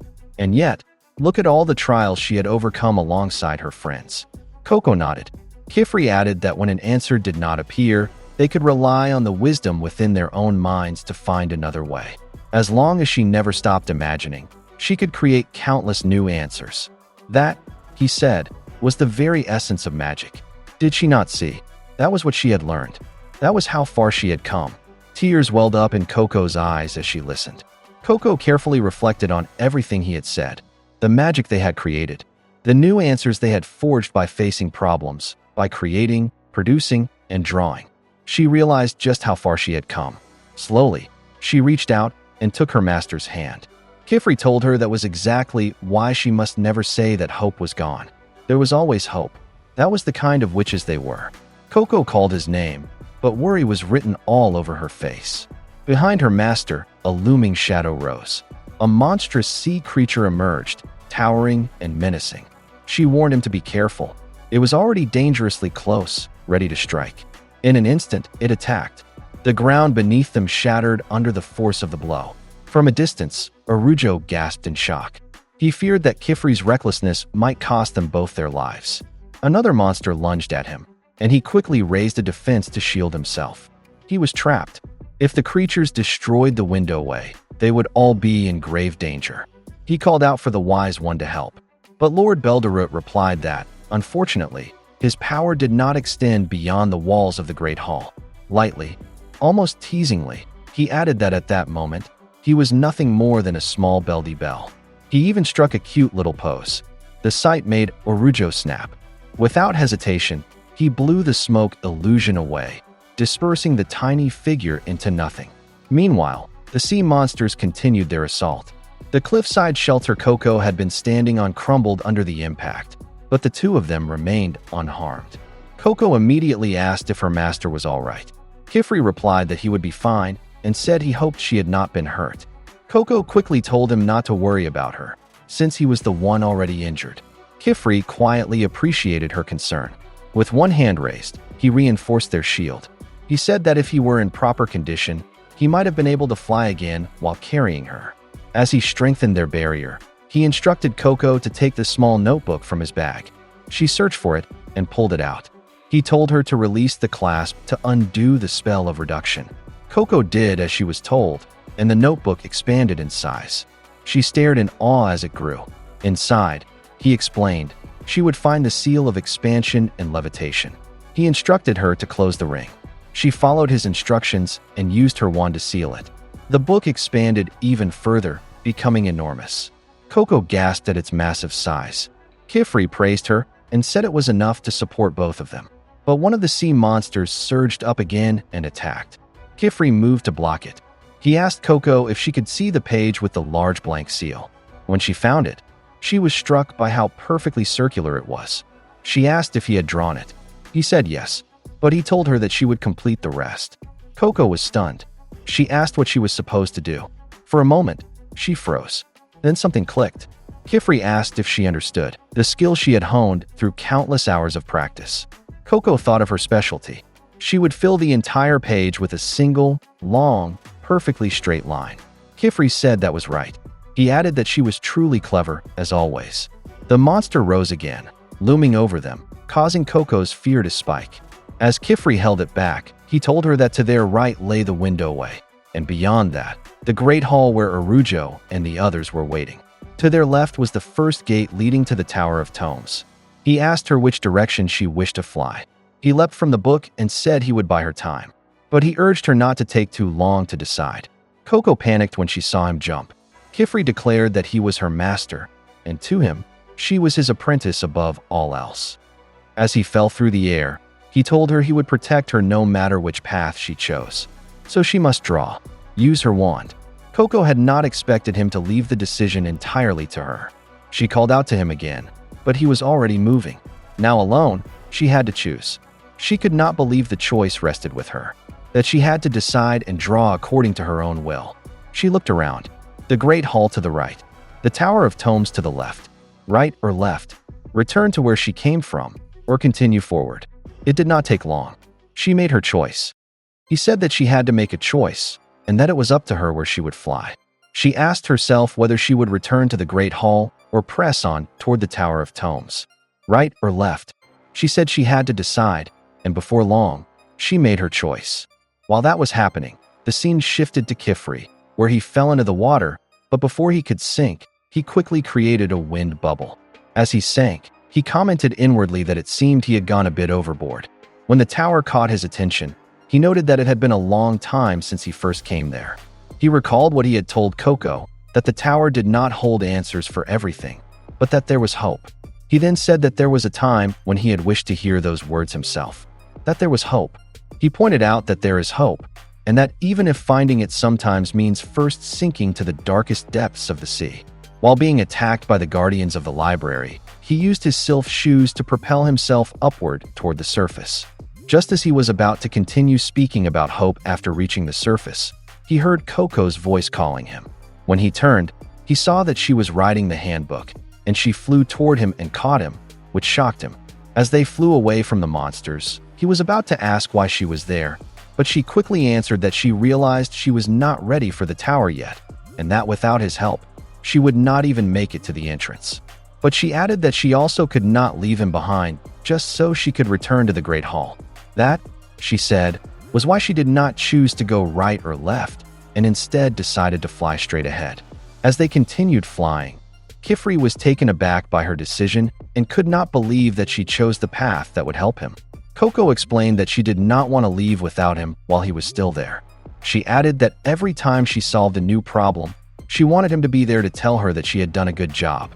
In his mind, Kifri commented that, of course, she had not fled to safety nor rushed ahead toward her own goals. She flies for those who stand before her, those in urgent need. That, he thought, was the path Coco had chosen, and that was the kind of which she was. And if so, he said that it was decided. He climbed onto the flying handbook and invited her to return together, and that they would go back and study side by side. All of them, at home in his atelier, which Coco happily agreed to, saying that she would love that. Kifri then shouted that he hoped Arujo could hear him, catching his attention as he prepared to draw. He told Arujo to cast it, saying that he knew the spell he meant. Arujo became irritated and commented that he had to be joking, questioning whether he really intended to do it there and then. As he prepared to cast the spell, he added that he was going to get them all killed. He grabbed a rock and began drawing, telling him to make sure he kept his distance. He then threw it onto the lake, and it skipped 3 times before eventually striking one of the guardians, sending a massive stream of water toward its face. The creature's body sizzled afterward, while Coco commented that the water was boiling hot. Kifri then instructed her to fly straight to the windowway, while Arujo told them to hurry and said he would seal it as soon as they were inside. As the guardians closed in, they managed to cross the windowway, and Arujo quickly sealed it. Silence fell outside the Tower of Tomes, and the guardians returned beneath the water, allowing the area to calm once more. On Coco's side, both she and Kifri were out of breath when they reached safety. Arujo shouted that they had gone too far this time. In anger, he asked Kifri why he did not send Coco back first, pointing out that he was perfectly capable of buying time and returning on his own.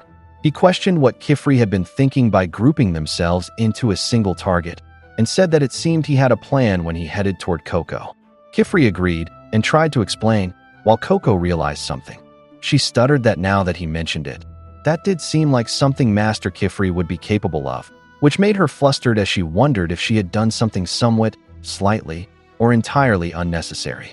Even so, Kifri said that he was glad she flew to him, and that he was happy that she rescued him. He thanked Coco, to which she replied that she felt the same, and that she had been relieved when he showed up. She slumped down and apologized for trying to go to the Tower of Tomes on her own, but Kifri replied that it was only natural. He commented that she must have been very worried, and that what mattered was that she was safe now. Both Coco and Kifri felt relieved after that, and remarked that all was well that ended well, which made Arujo look at them and comment that he begged to differ. Someone then coughed, drawing their attention, and when they looked, it turned out to be Lord Belderut. Coco tried to apologize, but Belderut hushed her and explained that there was no need for words, as he could see everything clearly himself. He added that who she learns from, what she draws, where she sets her sights, and the means by which she gets there are all for her to decide. He said that if that was how she wished things to be, then it was not for him or anyone else to compel her otherwise. Kifri then called out to Belderut and, in a stern tone, said that it was his understanding that the entire incident stemmed from what he had told Coco, to which Belderut lightly addressed him as his dear former apprentice and asked him not to say it so harshly.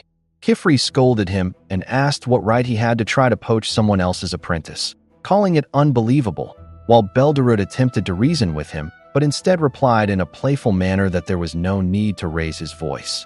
Coco was left speechless and commented inwardly that she had no idea Kifri could get that angry. After that, Coco picked up her witch hat, and Arujo approached, reminding her that all apprentices have the right to choose their master, and asked if she was truly sure she was happy where she was, which Coco responded to by simply looking at him. Coco then remembered what she had said earlier, that she had felt so relieved when Kifri showed up, and reflected that she felt that way because he told her there was hope. She realized that if he had said that there were things magic could not do, that there was no hope, then she would have had no choice but to wander forward guided only by despair. Because of that, she decided that she would say it clearly, that she was truly glad it was Master Kifri who took her in, and that she meant it wholeheartedly. Arujo said that he understood while picking up Kifri's hat, then handed it back to him and reminded him that they were not finished talking. Kifri agreed and said that they would talk once they returned to his atelier, because right now, he wanted nothing more than to go back home. After that, the scene shifted to Lord Belderut in his garden. As he sat quietly, someone spoke from his right, saying that he understood Apprentice Kifri had departed, and it turned out to be Rilifin, now dressed in garments similar to Belderut's. Rilly said that he had not come to the garden as Smoke today, and commented that he was surprised when he was not in his chambers. He then told him not to push himself and pointed out that he needed to think of his health. Belderut told Rilly not to worry and said that he felt quite spry today, and that he simply wished to see his former apprentice off in person. He added that it was a shame Rilly did not join them, then asked if he was right that it had been quite a while since he last saw his sister Riche. Rilly replied that he jested, and explained that she had no use for a weak brother like him, one who kept his mouth shut and averted his eyes in her time of need. He added that he had forfeited his right to see her when he failed to help, to which Belderut reflected for a moment and said that in his eyes, he was neither weak nor lacking in courage. After all, he pointed out that he had found the strength to come out to Argentgard, to which Rilly replied that it was only because it was quiet there and visitors were few. Belderut then looked at him and smiled, and asked if he knew the tale of the mighty Silverwood, said to take root only in places where it knows it will find true comfort. He explained that once that single condition is met, it can grow in any climate, from barren wastelands at the edge of the world to the depths of the deep sea, and that legend holds it to be a mystical tree capable of living wherever it pleases. Rilly questioned whether it chooses the place where it will live and commented that it sounded very much like what a person might do, while Belderut looked to the branches and thought inwardly that upon Kifri's departure, he had heard him call the Atelier his home. He added that if Kifri truly sees it as a place of his own, a place of comfort and solace, then he hopes he knows better than to destroy it with his own hands and lose what he had finally found. After that, the scene returned to Coco and the others. Tatia was overjoyed upon arriving at their atelier and welcomed herself home, which surprised Agat and made her ask if she really just did that, while Riche silently agreed in disbelief. Tatia commented that it felt like they had been gone for so long, while Agat added that it was a bit odd since they had not actually been away for that long. While gathering wood, Coco asked where Kifri was. Agat replied that he had gone out earlier to check the vegetable garden, and Coco said that in that case, he was probably with Arujo. When Arujo arrived where Kifri was, he said that he supposed they would pick up where they had left off. After that, we retraced the events at the Great Hall. A few days prior, Arujo was walking while thinking that Kifri was confined to bed recovering, while the girls were busy with Belderut's makeup test. He arrived at a room full of people eating, which surprised him, and he commented that he had come to Deepwater Castle hoping to get something to eat, but there were too many people there. Because of that, he told himself that he should have known better than to come at lunchtime. He decided to find somewhere else to pass the time, and while thinking that it would be a real hassle if word spread around the Great Hall that Arujo was there, someone suddenly jumped down from the balcony and landed right in front of him, startling him. Shock was visible on Arujo's face when he noticed that the man had leapt down from an entire floor without using silk shoes, while the man, full of energy, apologized and explained that he had not intended to startle him. He explained that when he realized Arujo was there, he simply could not help but jump down. He expressed his excitement, saying how wonderful it was to see him again at the hall, and called him Predis Arujo. Arujo sighed, called the man Highheart, and said that they had already discussed that Predis matter. He pointed out that he was only helping him as an assistant, that it was not a bond of brotherhood, nor were they connected by apprenticeship. However, Highheart said that it was irrelevant, and that what mattered was that he was his Predis at heart. He added that even at his age, he would be honored to start over and study under him if he accepted him as his apprentice, which made Arujo comment that that was a bit much. He brushed off the idea and told him to trust that he had no intention of taking on an apprentice, and even if he did, he would prefer one who knew how to be quiet. He also pointed out whether he did not have an apprentice of his own, to which Highheart enthusiastically agreed and asked if he should summon her there. So Arujo said no, and explained that that was not the point he was trying to make. However, the apprentice in question had already arrived and said that there was no need, as she was already there.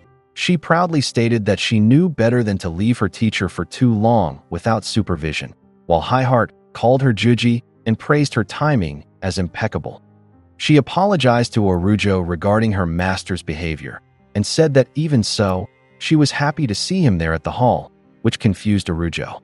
She added that she had actually been about to send him an urgent letter, explaining that it concerned a job they had assisted him with before. Arujo began to worry as he recalled her words, and grew nervous as he realized what it meant, trying to deny it to himself. He commented that he had a bad feeling about what was coming next, which Highheart agreed with, saying that he was as sharp as ever. Then, both the master and the apprentice knelt down and asked him to accompany them, saying that their patron was waiting at Mistcall Castle.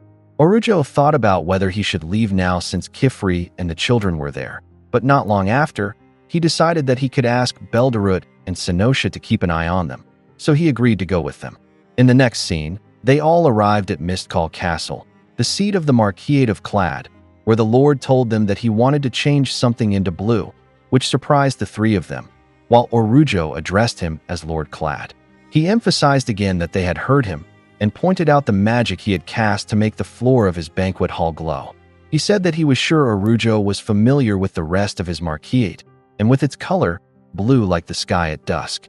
He informed them that his daughter's wedding was approaching, and that it would be a disgrace if the floor did not shine in that same blue.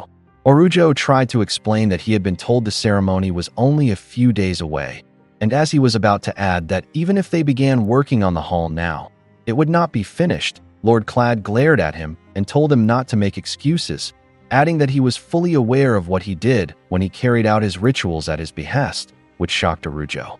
He then asked if he thought he would not discover what he had been doing, leaving his requests unattended while secretly slipping out of the castle town to offer his services to the common people for free.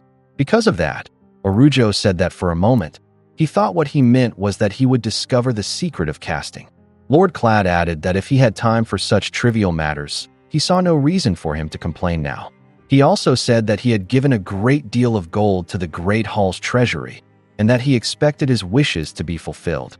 He asked whether it was not the duty of witches to use their magic to fulfill the desires of the people of the world, which left the three of them with a headache and no choice but to comply. The Lord and his daughter left after that, and once the door was shut, Highheart and Juji let out a sigh because of the Lord's unbelievable behavior. Highheart exclaimed how he could think their work was so simple, while Juji questioned whether he believed they could just utter an incantation and wave their hands, and it would be done instantly, adding that sometimes she wished she could show them how difficult their work truly was. Because of that, Orujo called them out and reminded them of their principles and violations, silencing them, to which Highheart said it was hard not to complain and pointed out the trouble they would have to go through to redo the entire floor. Orujo agreed with them and said that, well, he had an idea or two on how they might accomplish it. The only problem, he added, was that it would require the cooperation of a certain individual, which immediately made Highheart and Juji look at him. Highheart perked up again and shouted how astounding he was.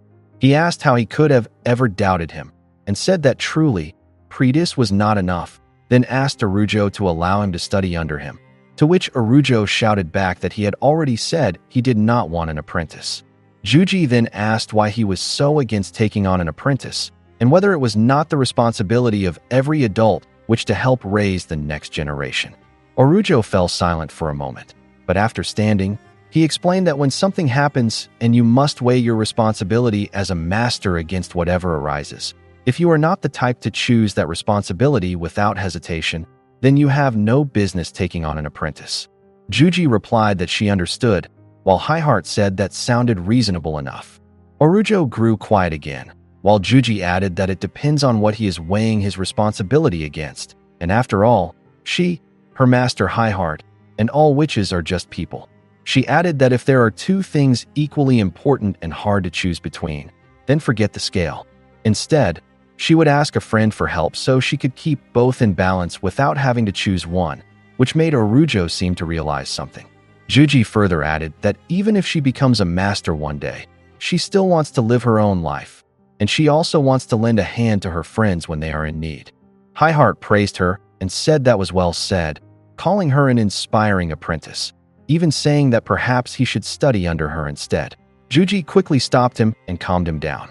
After that, Orujo rummaged through his belongings and took out Kifri's small glasses. In his mind, he said that perhaps in the end, despite everything Kifri had said, he still chose to protect the children. He then thought about the idea of offering a helping hand. There was a knock on the door that caught their attention. When Orujo looked to see who it was, he was surprised and commented that he had not expected it to be her. It turned out to be Lady Mia, who had arrived. They walked through the garden, and while doing so, Mia apologized to Orujo for the trouble caused by her father. She explained that her betrothed was from Newell, and that the tiles were her father's way of showing which land held greater power, to which Orujo replied that yes, Newell's crest was a deep, blazing sunset red, and that her fiancé's attire for the ceremony would not look its best bathed in blue light. In his mind, he said that he had expected as much. Lord Clad wanted the lady to shine, to display the might of the Marquise, to make Newell appear inferior, and while he was at it, to embarrass the witches by requesting an impossible task. Lady Mia explained that her father held an old-fashioned way of thinking, and that he wanted it to be clear who stood above and who stood below.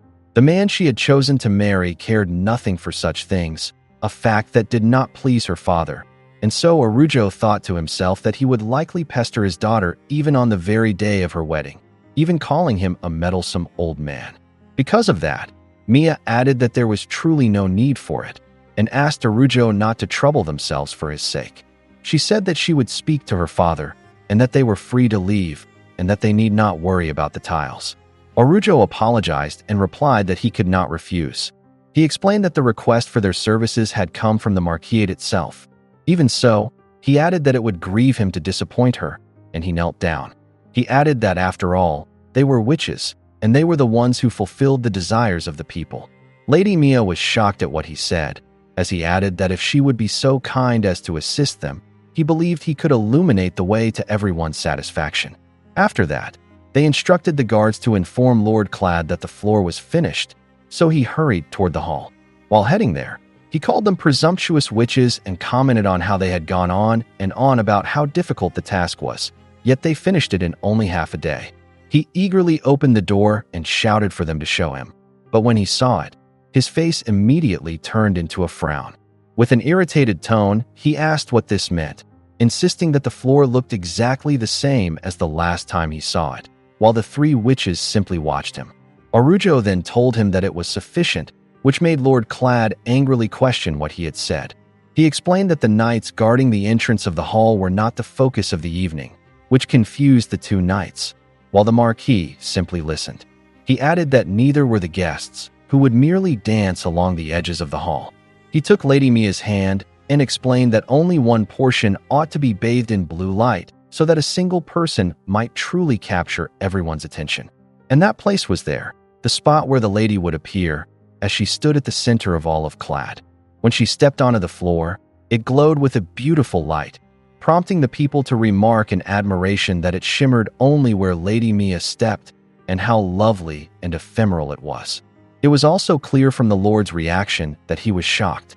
In Highheart's mind, he explained that all they had needed to do was redraw the tiles at the center of the hall, and now, not only would Lady Mia have her chance to shine, but when the dance ended and she stepped away, the red of her groom's attire would retain all its splendor.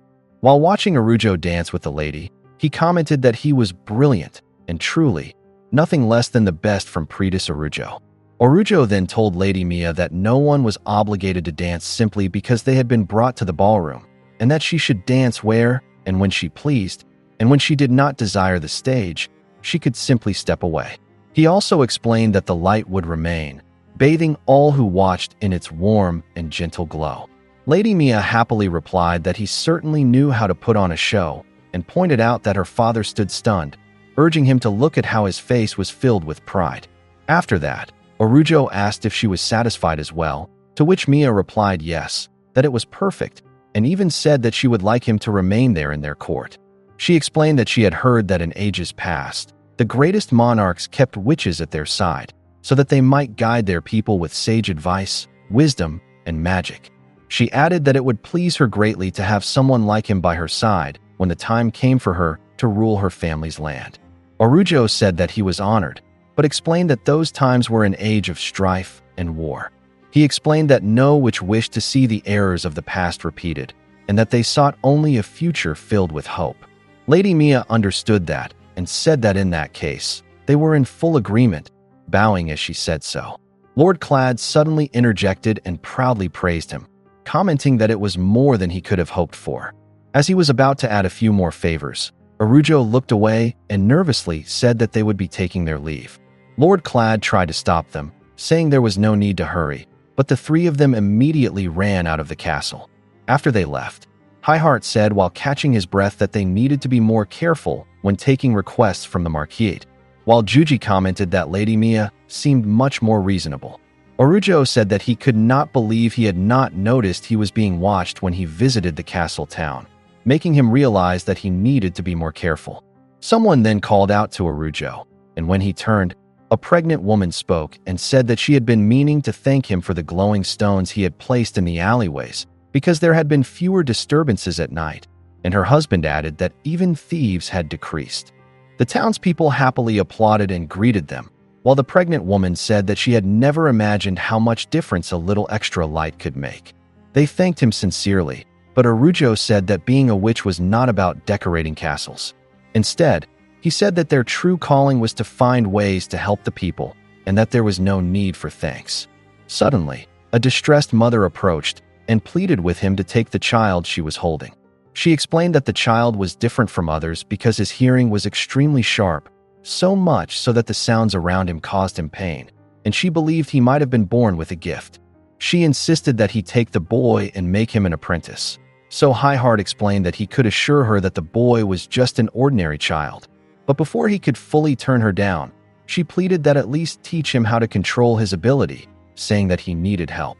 In Arujo's mind, he said that while some have the luxury to step away from the stage when they do not wish to dance, others are not given the choice of where they will stand.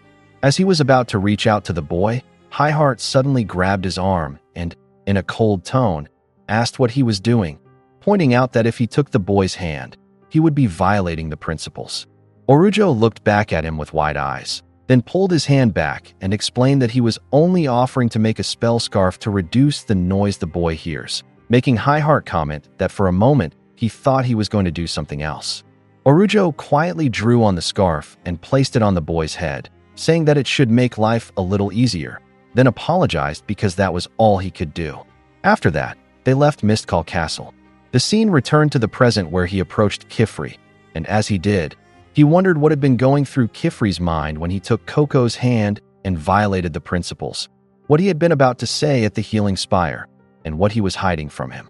When he arrived, Kifri asked if he wished to continue their conversation, which he agreed to, and while sitting down, he urged him to begin speaking. He told him to explain everything, and once he was done, there was only one thing he would ask. He said that he wanted him to let him help him. They could hear around them the flapping of several flying creatures that looked like furry dragons, and when Kifri heard what Arujo wanted, he said that he admitted he had not expected him to respond that way. He had thought that perhaps Arujo was angry at him, to which Arujo agreed. He said that he was furious at him, angry about how he had left his apprentices in danger, and how he had not been by their side when they needed him most. He also said that he was angry about how he kept pushing himself even while injured, and about how much he had made him worry to the point that he nearly passed out. As Arujo was about to add something else about how Kifri had not even consulted him on something, he hesitated and said to forget about it. He stood up and began walking toward the edge of where they were sitting and said that it was his own fault for being the kind of person Kifri could not approach, pointing out that he was angry at himself for that part. Kifri immediately objected and said that he had misunderstood and that he had done nothing wrong, to which Arujo replied that was not the point. He said that he knew he was the watchful eye for his atelier and that most of his time was tied up in making contraptions and helping other people, but he was also his close friend. He said that he was there to stop him whenever he started doing something reckless, and that whenever he needed help, he would be there to give it, while Kifri simply continued listening. So, he added, it should not matter what the problem was, and he reminded him that he would always help him as a friend. Kifri then felt a bit of sadness from that and asked why Arujo was so willing to do those things for him, to which Arujo answered proudly that it was simply the kind of guy he was, and that he should never forget that. Arujo then looked up at the sky and said that it did not matter how Coco ended up there, pointing out that she wanted to study under Kifri, and that the reason for that was because he had become a good teacher. He told him not to abuse that trust, and to remain the same Master Kifri that he was, gentle and dependable for all 4 of his apprentices. And in return, he said that he would remain by his side, just like how he stayed by the side of the Kifri he knew before, when they were still children. They clasped their hands and performed their signature friendship trust handshake, and said that there would be no more hiding the truth. He wanted to know why Kifri was once again pursuing the search he had abandoned at the tower before. Kifri looked at him and said that he was no match for him, then called him his old friend. He flew after that and told Arujo that he quite liked life there. It was peaceful and quiet, with days so calm that one might almost think them dull. And he added that he loved teaching the 4 children magic and watching them learn and grow. He clarified that what he meant was that he was happy there. He said that he was content, fulfilled, and that he felt as though he was living in an illusion, like being in a trance caused by the pollen of the specter smoke tree. In a serious tone, he suddenly added that that was exactly why he could not let it go, and a darkness could be seen in his expression. He pointed out that the witch who had stolen his past would not stop there, and would also take his future. Because of the surge of strong wind he created, Arujo looked at him and realized that this included his left eye. Kifri descended again and said that he had never spoken of his condition to anyone, not even to Belderut. He added that the state of his left eye was known only to the 2 of them. He informed him that it had begun several years ago. The lights around him seemed brighter than before, and at times it ached, a deep and intense pain. He climbed to a higher place and said that the spell on his lens helped lessen the brightest light, but that it was only temporary. That was why, while he still had the strength to cast, he wanted to do what he knew he had to do. He declared that the magic the brimmed caps were desperately trying to unlock in the darkness of Thristas, and the plan they were forming, must be stopped, and that he needed to reclaim the right eye they had stolen and destroy it before the plan spread.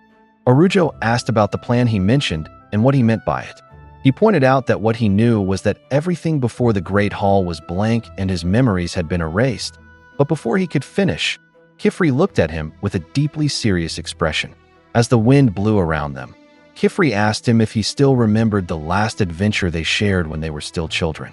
Arujo agreed and pointed out that they had tried the tower and that only Kifri had managed to enter it.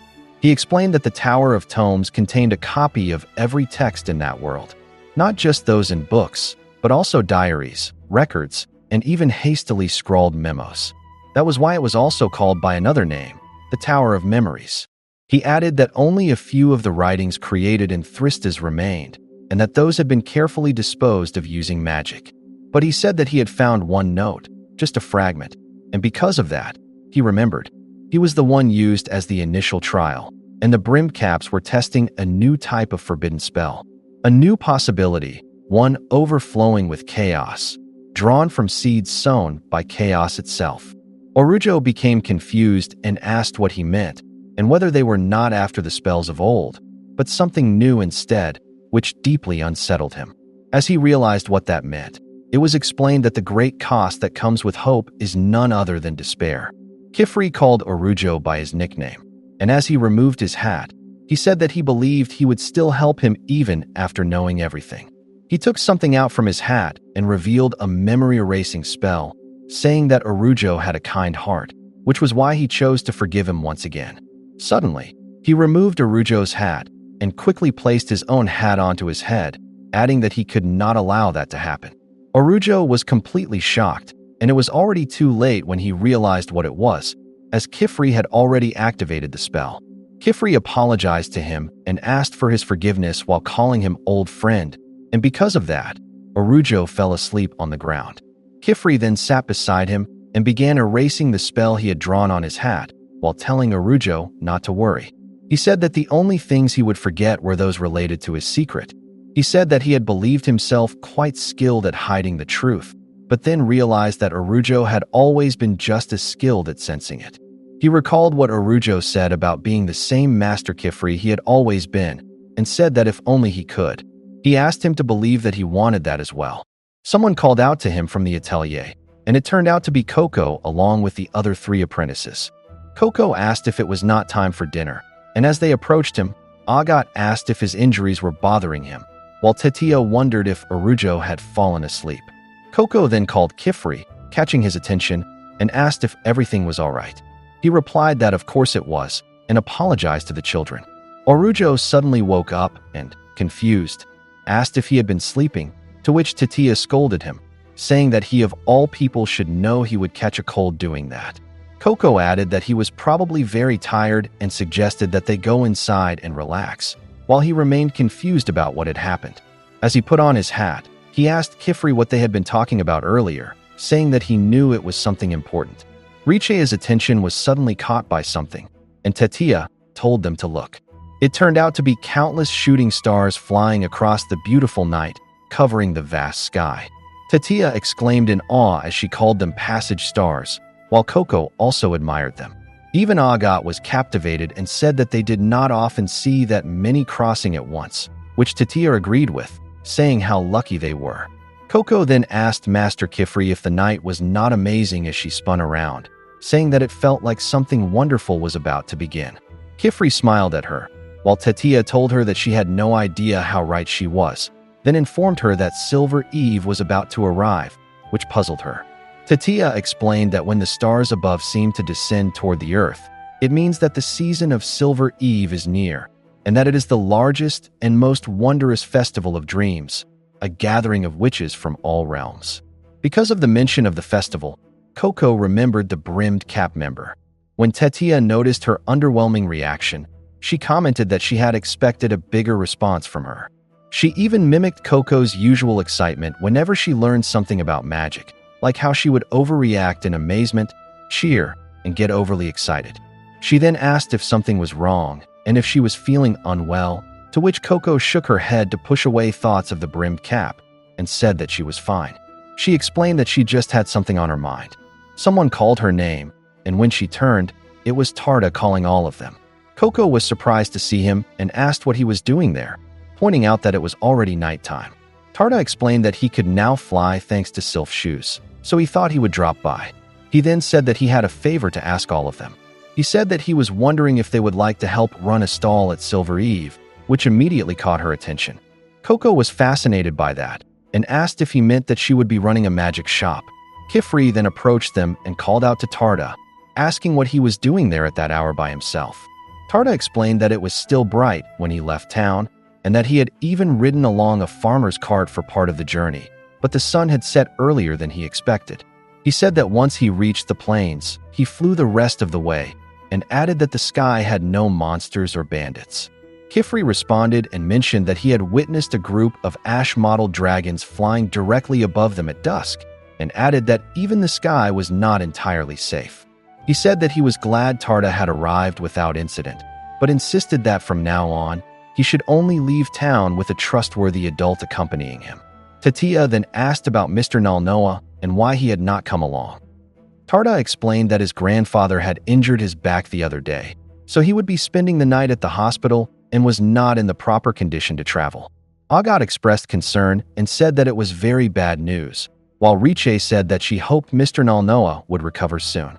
After that, Orujo asked how he was doing and whether everything was all right at the shop and at home, to which Tarda replied that he was fine and that they did not have many customers to begin with, but added that setting up the shop for Silver Eve was a different matter entirely, explaining that even if his grandfather were in good condition, it would still be an enormous task for just the two of them.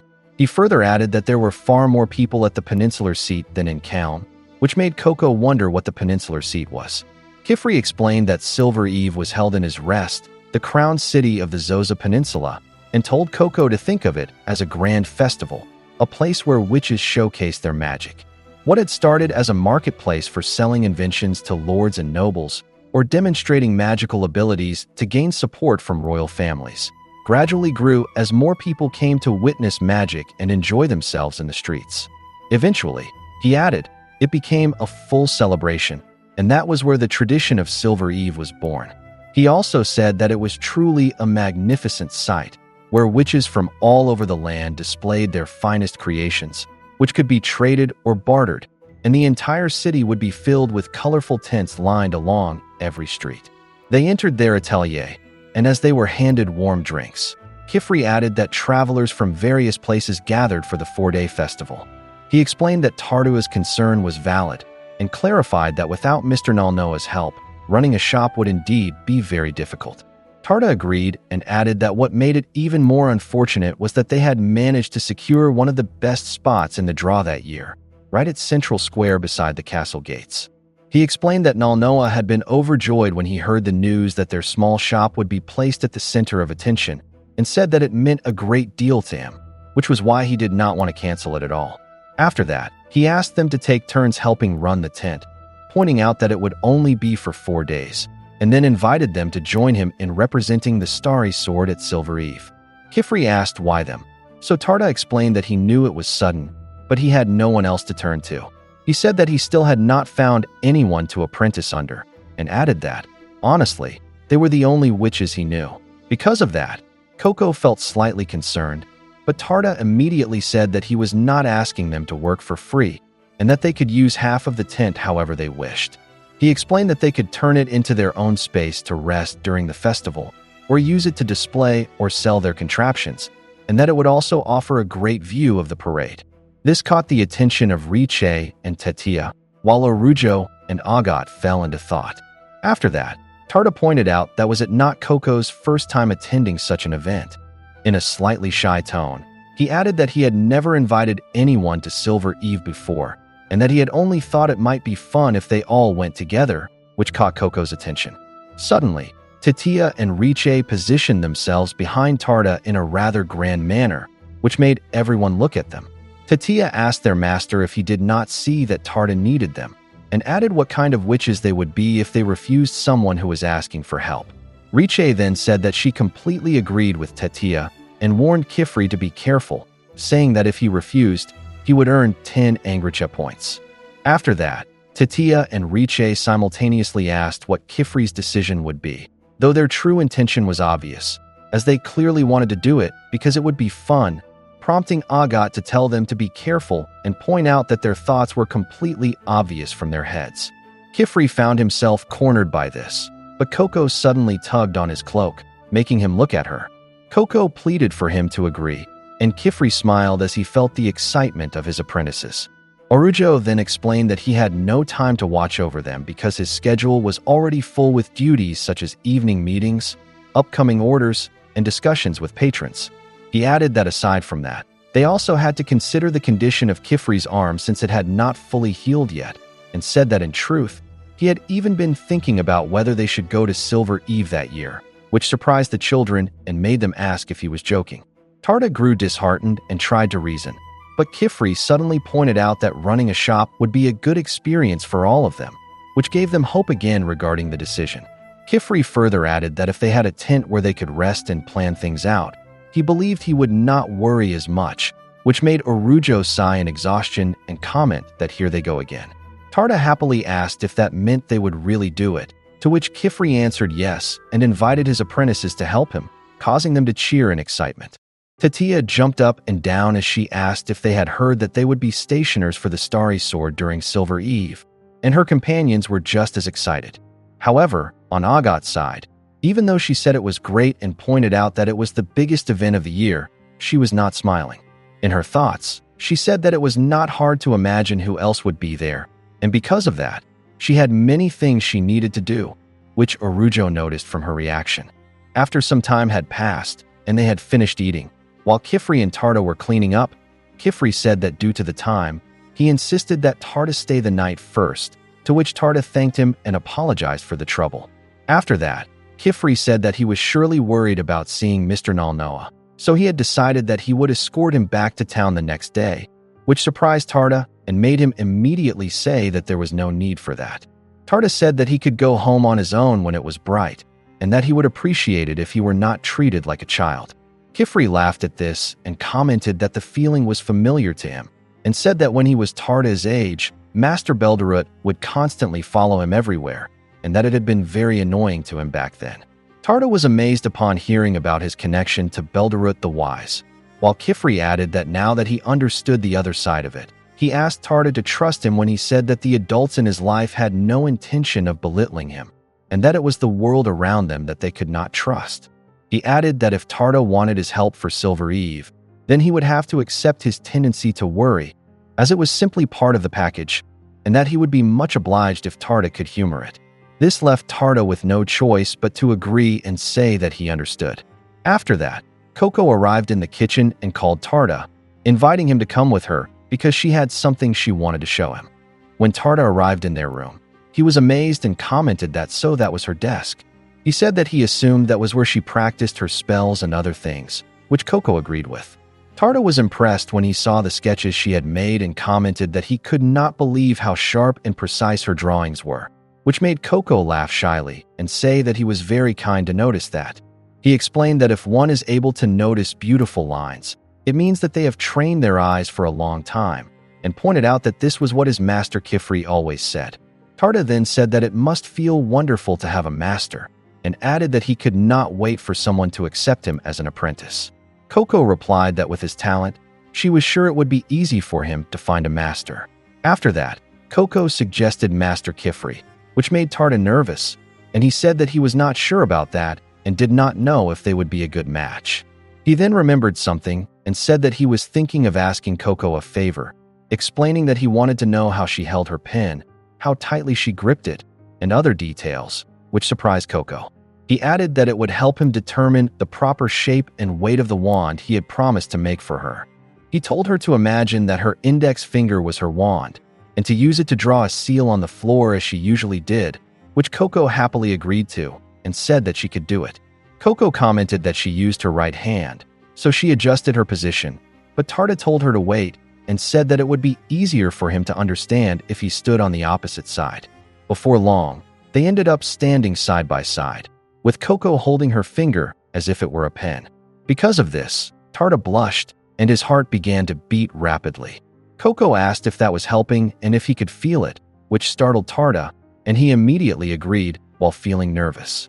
Because of that, Coco began and informed him that she was now drawing a seal. As she did so, she asked if she was doing it correctly, which Tarta affirmed, saying that it was perfect. While feeling intense nervousness and awkwardness, Tarta tried to focus and noticed that Coco held it slightly tightly and had a habit of curling her fist, but before long, he could no longer understand what was happening, which made him question why it was so difficult to concentrate. He glanced at Coco's face and saw how serious and focused she was, which filled him with admiration. Coco noticed his gaze and asked if something was wrong, but it was suddenly interrupted when the door opened and Agat entered the room. Agat was looking for Tarta and explained that Kifri had prepared a bed for him in front of the hearth and had given him a change of clothes. Tarta accepted it, thanked her, and said that he would head down, while Coco happily told him good night. Coco said that she hoped she had helped and that she could not wait to see what kind of wand he would make. Tarta replied that yes, and said that he would make sure it was ready by Silver Eve. Agat looked at him like an older sister while Coco waved goodbye. After that, Agat looked at Coco and made a sound like someone who had just seen her younger sibling with someone of the opposite gender, which worried Coco, and she immediately asked what that sound meant. Agat replied that it was nothing and told her to forget it, but Coco did not believe her and said that it only made her more curious and asked why she was looking at her like that. Meanwhile, on Tarta's side, as he lay down, he stared at the finger Coco had used like a pen. He said in his mind that he had never seen Coco like that before, and he noticed how amazing she looked when she was focused on what she was doing. After that, he sat upright and said that he could not be left behind, and added that he needed to become serious as well if he wanted to keep up with her. He took out his spell book and his palm choir and began to study, determined not to fall behind Coco. The next day, Coco stepped outside carrying a basket. She was delighted as she looked around, pointing out all the flowers that had grown overnight. Tarta explained that it was because of all the falling stars that had passed through, and that the land was showing its joy that they had safely crossed. Coco greeted him good morning, and he returned it. He showed her that even the fruits had already ripened. Coco asked if that was because the passage stars marked the beginning of the harvest. Tarta said that she was right. He then asked if it was true that the Red Mountain apples were poisonous, and wondered if there was another way to identify them aside from their color, such as their smell or shape. Coco said that it was a good point, and that having multiple ways to identify things would make life easier for many people. Tarta agreed and said that through magic, they might be able to find a way. He floated slightly using his sylph shoes and said that this was the purpose of magic, to make possible the things that once could not be done. Coco simply looked at him as he said that he was truly happy. He was glad that he would have the chance to become an apprentice, and that he could pour his whole heart into something he genuinely wanted to do. It felt wonderful to experience something like that. He lay down on the grass and said that it might sound strange, but for a very long time, he believed he did not deserve to do such things. And she was the one who had changed everything for him. Everything, he said, was because of Coco. Coco glanced at him and said that it was a good thing that at least one of them felt that way. Tarta was surprised and asked if she did not feel the same. Coco was about to explain, but Tetia suddenly came running toward them, calling out and saying that they needed to go inside immediately because their teacher was calling for them. The windowway had already been connected to Kaun. Hearing that, Coco quickly ran ahead, saying that she was on her way. Tarta stopped her, wondering what she was planning to say this time. He asked if everything was really all right. A few moments later, they used the windowway to travel to Kaun. Kifri explained that since Kaun was close to the Atelier, he had not bothered connecting a windowway before. But if they were going to prepare together for Silver Eve, he felt they would be visiting more often, and it would be safer than traveling by road. Tarta said that was very kind of him. Coco added that the trip there had been quick, and wondered if they should have brought everyone along, since she was sure they would enjoy it. Kifri explained that they were only there to take Tarta home, and would return afterward. They could arrange a proper visit to Mr. Nalnoa another time. Tarta smiled and said that his grandfather would like that, as he enjoyed a lively atmosphere. He also mentioned that his grandfather loved white lemon cake. Hearing that, Kifri said that he would have to bake one for their visit and could simply buy the ingredients in town. Meanwhile, Tarda glanced at Coco and noticed that she was smiling again, seemingly back to her cheerful self. Yet despite that, something still felt different. He could not quite explain it, but it was as if she was there and yet far away at the same time. Coco then called out to him and urged him to hurry, as Kifri was unsure if they were heading in the right direction. Tarda thought that he might simply be overthinking and wondered if Kifri had a poor sense of direction. Coco asked how he had managed to live in the Great Hall, since that place was like a massive maze. As they spoke, a doctor suddenly appeared and approached them. Kifri asked what he could do for him. The doctor moved closer and examined him carefully, even circling him before saying that his suspicion had been correct. Though he did not wish to intrude, he asked if Kifri was injured. Kifri was puzzled and replied that he was fine and did not need any assistance, as the care he had already received was sufficient. The doctor did not accept that answer. He pointed out that Kifri still had a slight fever. He had hidden it well, but nothing escaped the eye of an experienced professional. They insisted on bringing him into the hospital, saying that a single treatment was not enough. His bandages and poultices needed to be replaced, and he could not expect to recover if he neglected them. Kifri had no choice but to comply. Meanwhile, someone approached Coco and Tarda and told them that their master would be taken care of for a while, and asked them to wait at the hospital, assuring them that he would be out soon. They were surprised but agreed. Coco had not expected the doctors to be so persistent. Tarda took the opportunity to ask Coco something, but when she turned to him and asked what it was, he hesitated and instead suggested that they visit his grandfather while they were there. Coco agreed, saying they could give him the mountain apples they had picked. Tarda said that he was on the second floor, so they headed up the stairs. Suddenly, someone fell from above, shocking them both. They quickly acted to catch him. Using their silk shoes, they managed to lift him safely. It had been close, and they were relieved that they made it in time, as he had almost tumbled all the way down the stairs. Tarda asked if he was all right and what he had been thinking, reminding him that he was not supposed to go out alone, and called him Custis. Upon hearing that name, Coco was startled. She recognized it and asked if he was indeed Custis. He recognized her as well. Both Coco and Tarda were surprised that they knew him. Custis held Coco's hands and said that she was not just someone he knew, but the witch to whom he owed his life. And now, she had come to save him again. He said that it almost felt like they were destined to meet. Coco was taken aback by that. Tarda quickly stepped in and interrupted, asking what he was talking about. He insisted that saving him had been a team effort. Custis then put an arm around him and said that he was still number 2, and that it did not suit him to get jealous. Tarda argued that that was not the point. Coco, still confused, said that she had no idea they knew each other. She asked if they had met at the hospital. Just as Custis was about to answer, Tarda stopped him. Someone arrived and asked what was happening there, saying that she had heard a commotion and rushed over. She noticed the broken seal chair, and she should have known. She reminded him that the hospital was a place for healing, not for causing more injuries. Custis laughed and said that he was not hurt anyway. Once again, he had been saved by witches. The doctor then lifted him and said that he should not rely on luck forever, as she would be taking him back to his room. Custis had no choice but to comply. He requested that he at least be taken to the storehouse, since Tarda was there, and that meant it was time for them to study.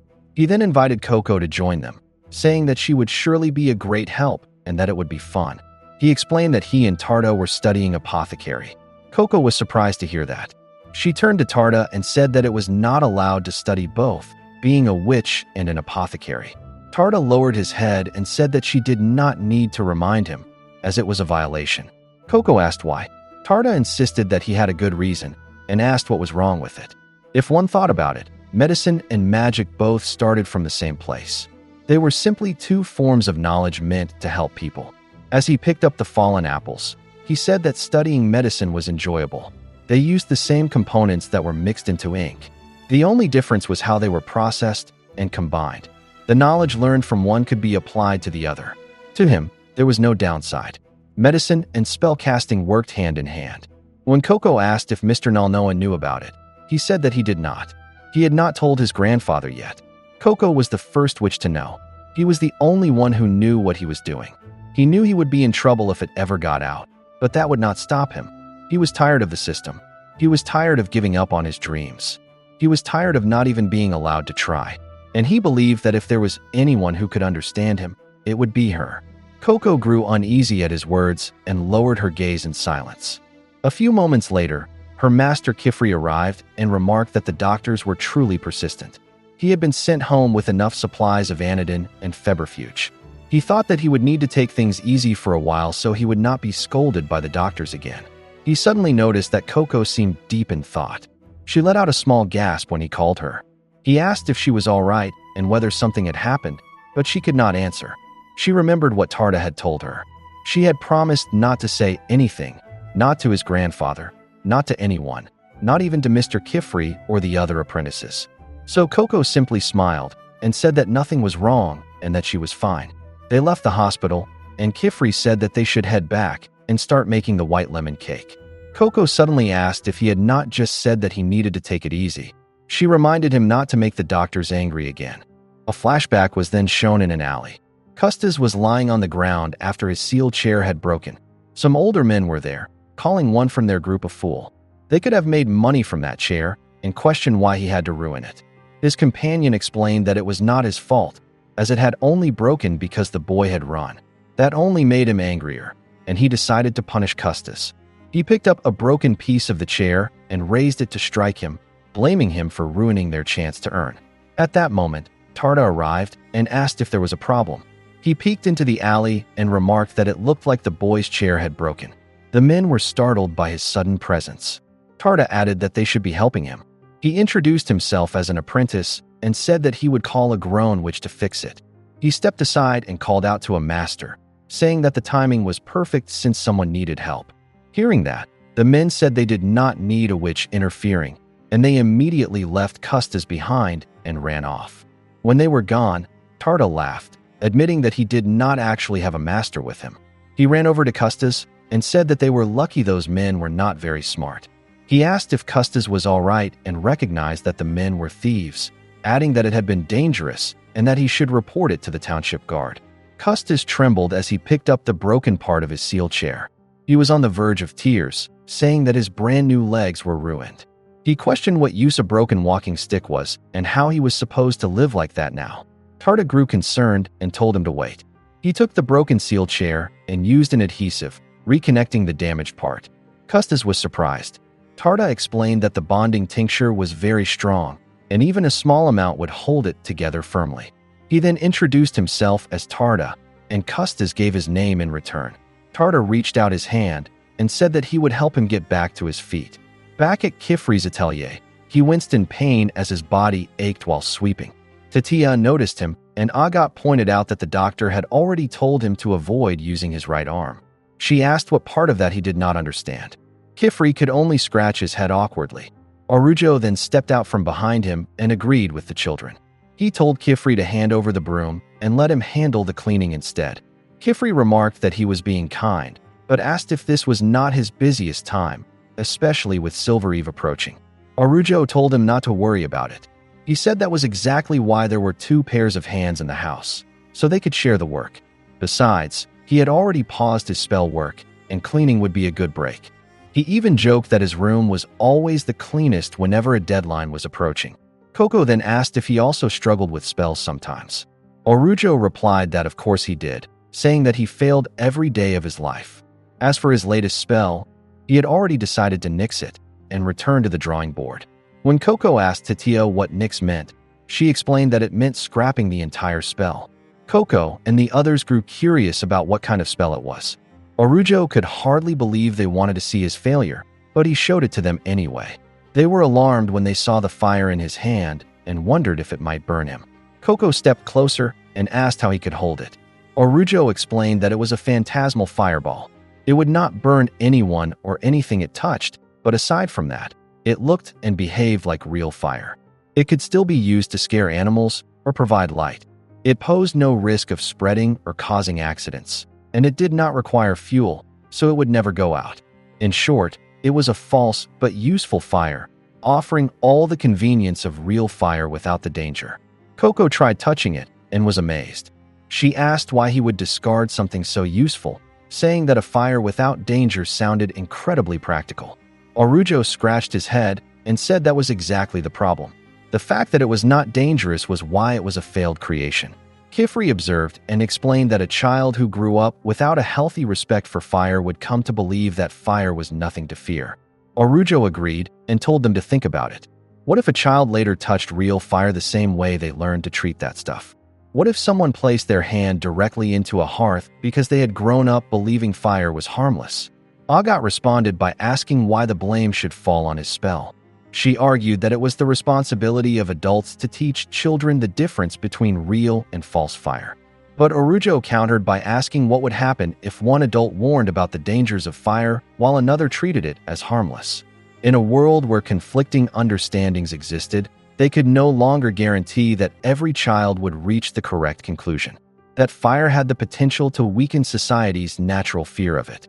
Selling such a spell would be irresponsible. Hearing that, the apprentices were taken aback.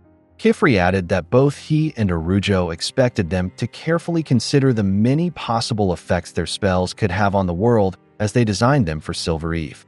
Their spells might seem like nothing more than whispers, yet they carried the power to reshape the world they lived in. Just as they could improve lives, they could also become the source of great harm. In truth, that was the very essence of magic. He urged them not to forget that. As witches who would serve the world, they had to constantly question themselves and weigh the consequences of every spell they created. Coco fell into thought, reflecting on the impact of magic on the world, its power to change things for better or worse. Those were both things she understood deeply.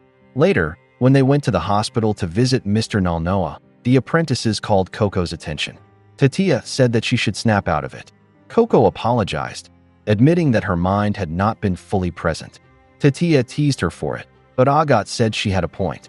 Coco had been distracted for days, and she asked if Coco could avoid acting like that while visiting Mr. Nalnoa, as it was not polite. Coco scratched her head and apologized, agreeing that they were right.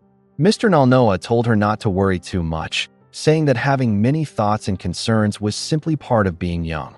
He even used Tarda as an example, saying that he had been deeply absorbed in his own thoughts over the past few days. Coco stepped closer to the bed and asked if that was really true. Mr. Nalnoa explained that he had tried to bring it up subtly, but Tarda had not opened up to him. Of course, he believed that since Tarda had close friends like them, that might be enough to put him at ease. Coco realized that it was true. Tarda had not told Mr. Nalnoa anything at all. Mr. Nalnoa then suggested that they call Tarda over. He asked Coco to go downstairs and invite him to join them. Tarda was probably busy studying below. He knew that studying was important, but cake was important too, and he was not sure how much longer their little brush buddy could hold itself back. They tried to stop it, saying the cake was not for the brush buddy. Coco ran off, saying that she would be right back with Tarda. At the storehouse, Custis explained that Tranquilleaf was edible, but Spark Bloom was not. He added that halftone weed sold for a high price, so if they ever found it, they should not eat it. Tarda said that was good, and that next they would study how to write their names. Custis complained, asking if they were not done yet. He suggested that they should just remember how much they were worth and be finished with it. They were surprised when Coco suddenly arrived. She said she had guessed they would be in the storehouse. Tarda had not even noticed her presence, and Custis was happy to see her again. He said it was nice to meet her once more, since he and Dagda were always traveling, and seeing the same face twice felt like a gift of fate. Coco grew curious when he mentioned traveling. Tarda explained that Custis and Dagda were wandering minstrels. Every year, from Snowin to harvest, they traveled and gathered stories to perform at the castle once the snowfall season arrived. Coco was impressed at him playing an instrument. She said she wanted to hear it. Custis apologized and said he could not do that right now. Besides, he did not perform for free. The truth was that all their instruments and means of earning had been taken when trouble occurred by the river. Coco recalled the incident at the Staircase River. Tarda added that buying new instruments was expensive and even treatment at the hospital was not cheap. If Dagda were not such a soft-hearted person, he would have already gone back to performing. But it seemed he could not bring himself to abandon Custis. Coco then asked if Dagda was not his father, since that was what he had said when he asked for help at the Atelier. Custis could not believe that, and said that Dagda was not his father. He was simply the one who took him off the streets. He taught him how to leap and dance to sleep without freezing, and how to ring his bells so he could earn enough to eat each day. He had nearly died of starvation, living in the filth of the slums, when Dagda came and taught him how to survive. He was not his father, but to him, he was family, his teacher, and even his partner in earning a living. He considered himself incredibly lucky that their paths had crossed. Coco said that Mr. Dagda seemed like a very kind person. Custis smiled and agreed, saying that he truly was, and in fact, he was sometimes too kind. It was not his fault that he had been hurt and ended up in such a condition. That was why Custis was trying to make things easier for him, even just a little. That was also why he was asking Tarda to teach him about herbs. Many of them could be sold for a high price, and there were people willing to pay a lot for plants that could simply be picked outside of towns. Tarda said that he was glad Custis was interested in herbs, but asked him to focus on the alphabet first. If he learned how to read and study on his own, he would have far more opportunities for well-paying work. But Custis complained that he needed to earn money now. He said it was easy for them, since their futures were already secured because they were witches. But for people born into hardship, they had to fight with everything they had just to survive. That was how his life had always been, and it would continue to be that way. He had already accepted it. The two of them could hardly believe what they were hearing. Coco said that it was not true. Just because he was not born a witch did not mean he had no hope. What she meant was that there was hope for everyone. Custis suddenly glared at her, causing Coco to step back. Then he smiled and said that maybe she was right. If he had a home, a school, no worries about food or money, and the ability to use magic, then perhaps he would be just like them. He slammed his seal chair and said that he was not born on the side of luck. The whole world was against him, and now he had to face it with weak, fragile wooden legs. They were not expecting such an emotional outburst. Custis apologized and told them to forget about it. He said he would just return to his room, as he no longer felt like talking. Coco followed after him, saying that that was not what she meant, but Tarda stopped her and told her to leave him be for now. A short while later, as the two of them were walking, they heard a voice calling out for Custis, worried that he was no longer in his room. Coco looked over and realized it was Dagda. Custis noticed the blood on his clothes and asked if he had been doing dangerous work. Dagda replied that he had no choice, as the pay for mercenary work was too good to turn down.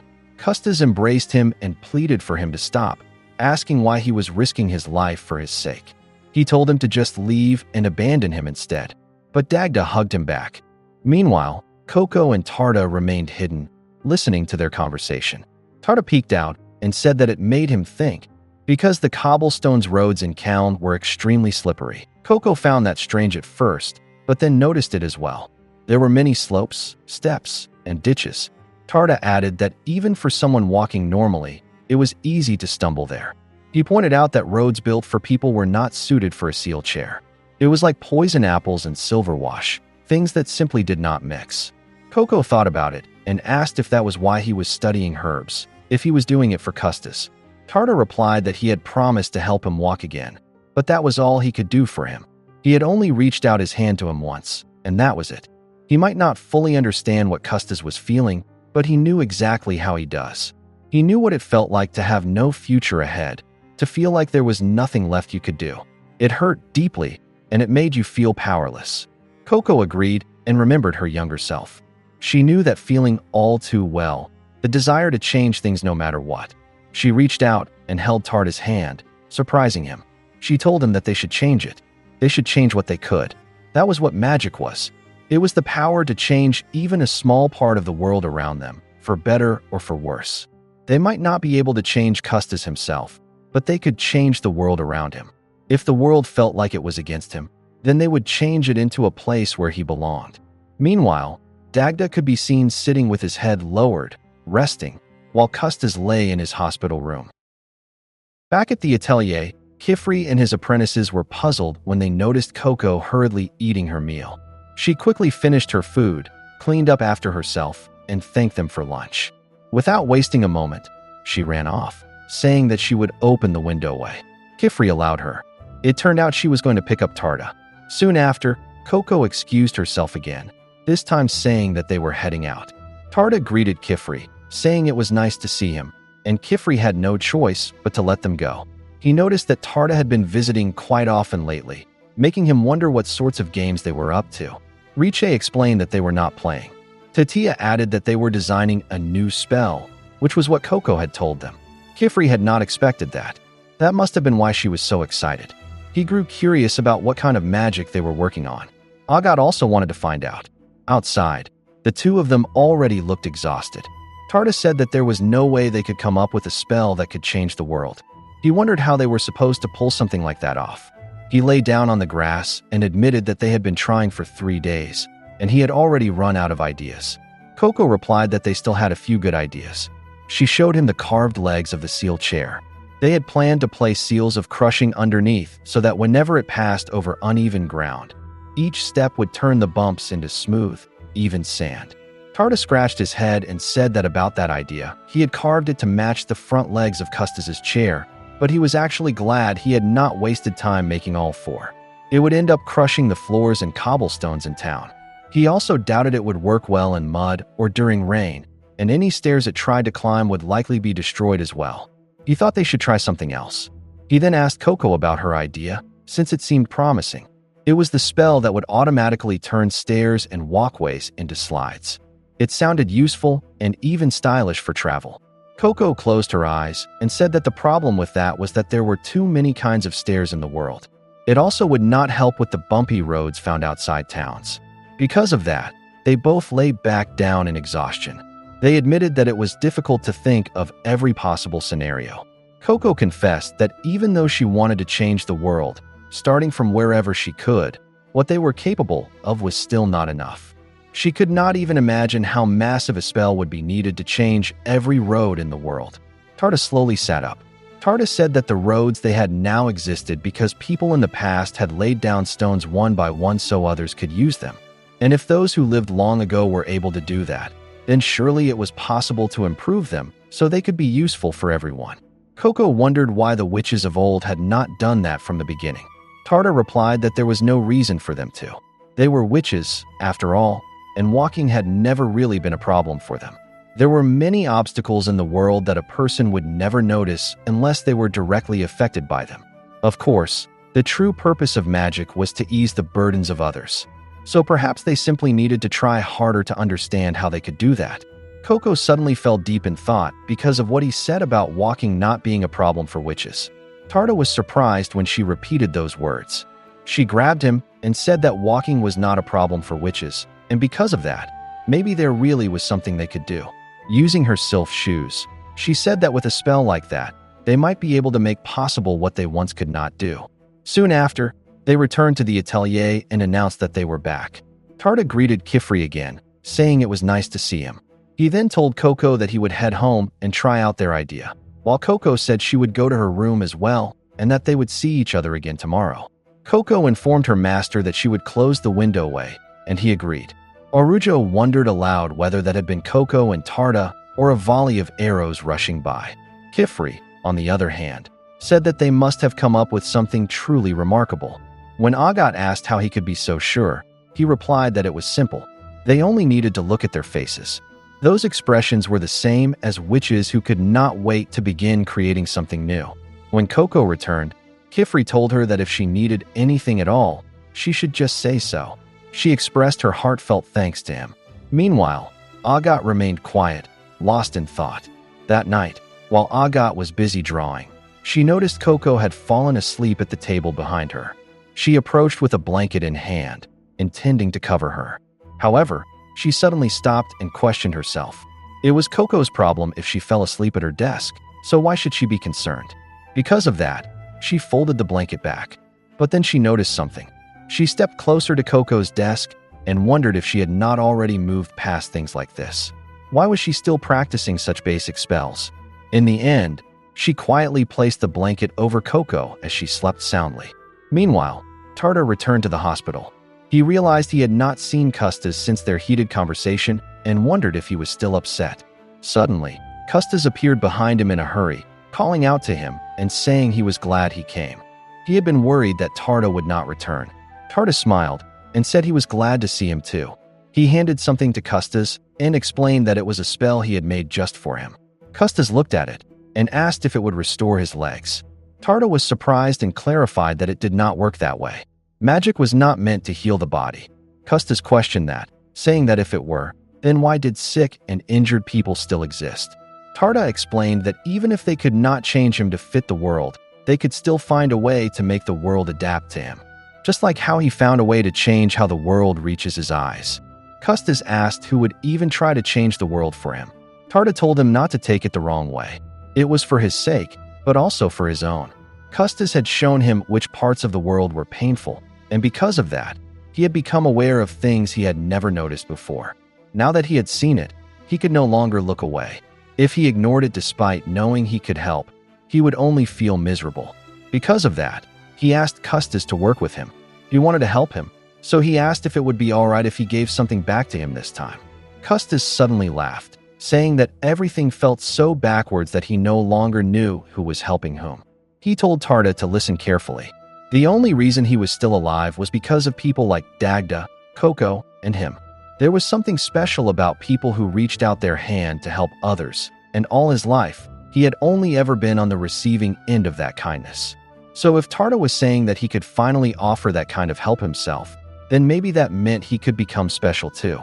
Tarda thanked him for that. The scene then shifted outside the atelier, where Coco was waiting. Tarda arrived with Custis, and Coco was delighted to see them. However, Custis had some difficulty moving because the path was quite steep. Coco approached him and asked if he was all right. Custis paused for a moment and said that he was not, but that he would be. In other words, he was all right. He added that he had heard that the two of them were going to do something to make things better. Coco and Tarda both smiled and said that it was true. From the nearby forest, a witch was watching them. She called out to her master, Restes, and asked if he could see it. There were witches on the hill. A flashback then showed Custis as a child. He said that he was the kind of person who believed in fate. To him, it was hard to live without that belief. All his life, he had seen how arrogant people looked down from high towers at a child born into filth. He knew that no matter how hard he tried, no matter how much he struggled, he would never reach where they stood. That was simply how the world worked. It was better to accept it and be grateful that he was still alive. When he once saw birds feeding on a corpse below, he pounced on them.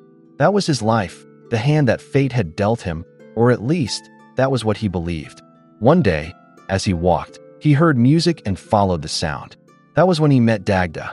He asked him if the words he was singing were true. Dagda turned to him as he wondered aloud if it was true that those who blamed fate were also the ones capable of breaking free from it. It made sense, he said. One had to believe that fate bound them in chains so they would have something to grasp and throw away. But was that really how the world worked? Custis thought it was nonsense. Even so, in the present, as he tried to accept it, doubt crept in. Coco and Tarda looked up and saw Custis flying. He was now soaring higher than any tower ever built. He was filled with joy, saying that it felt incredible. Coco and Tarda followed after him. Coco wondered why they had not thought of this sooner. Witches never noticed how difficult walking was, because whenever there were uneven roads or rivers without bridges, they simply flew over them. They might not have the ability to fix every road in the world, but they could do this instead. Tarda added that if they could not fix the road, then they could expand the possibilities. He hoped that the magic of levitation would serve as support for Custis. They only needed to look, to recognize the shape of the problems and challenges around them, and face them directly. By doing so, they could find endless ways to solve them. There was always an answer waiting to be created. For Custis, it was the best feeling. He thanked Coco and Tarda, saying that it proved they were the witches he was destined to meet. He pulled them both into a tight embrace. After that, Custis tried landing using the contraption.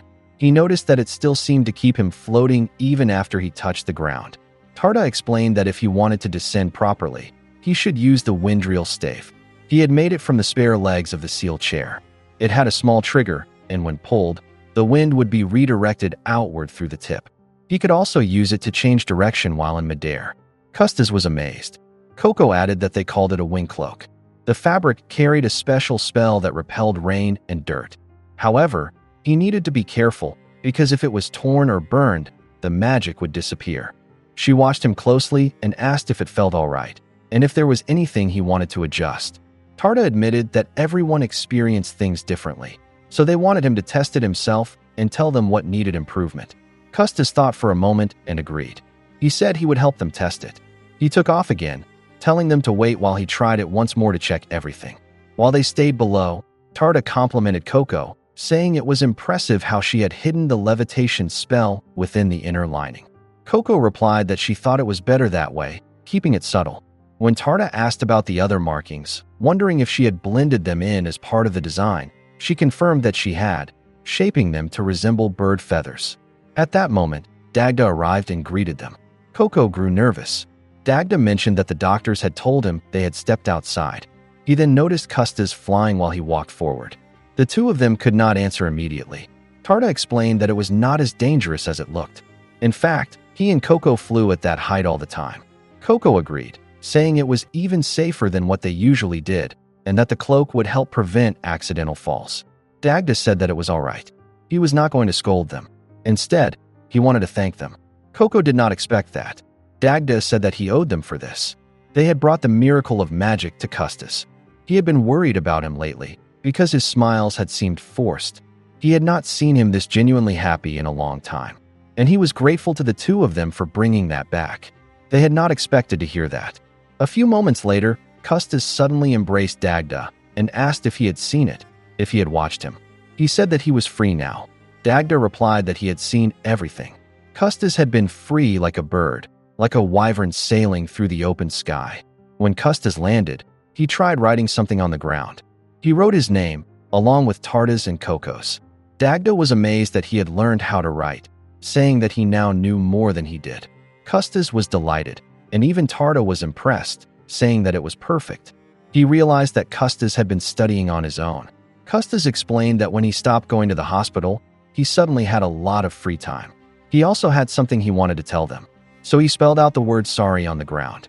He admitted that he had been wrong to take his anger out on them, and that it had been a mistake to let his frustration spill over like that. He said that for a long time, it had irritated him when people with special abilities could not see it in themselves. But he had come to understand something.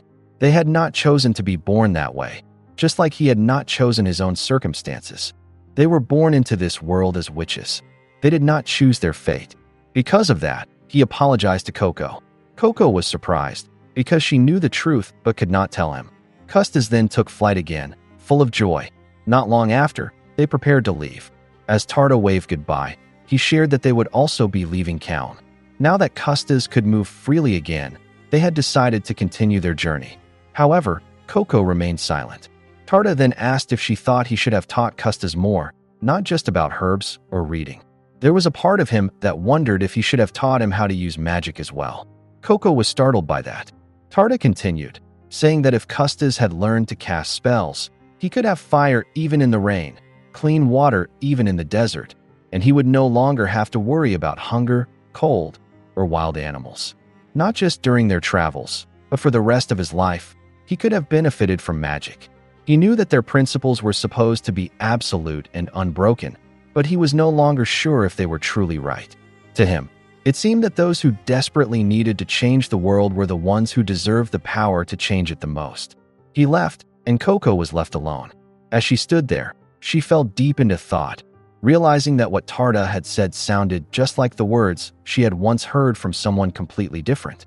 Back then, she had been told that if she freed herself from the principles of the pointed caps, she could become a true witch. That thought lingered in her mind. What did it really mean to be a true witch? That night, Custis and Dagda were resting beneath a tree. Custis shared that the two were heading to Silver Eve. Dagda knew that it was the magic market in his rest. Custis then suggested that they could go there as well.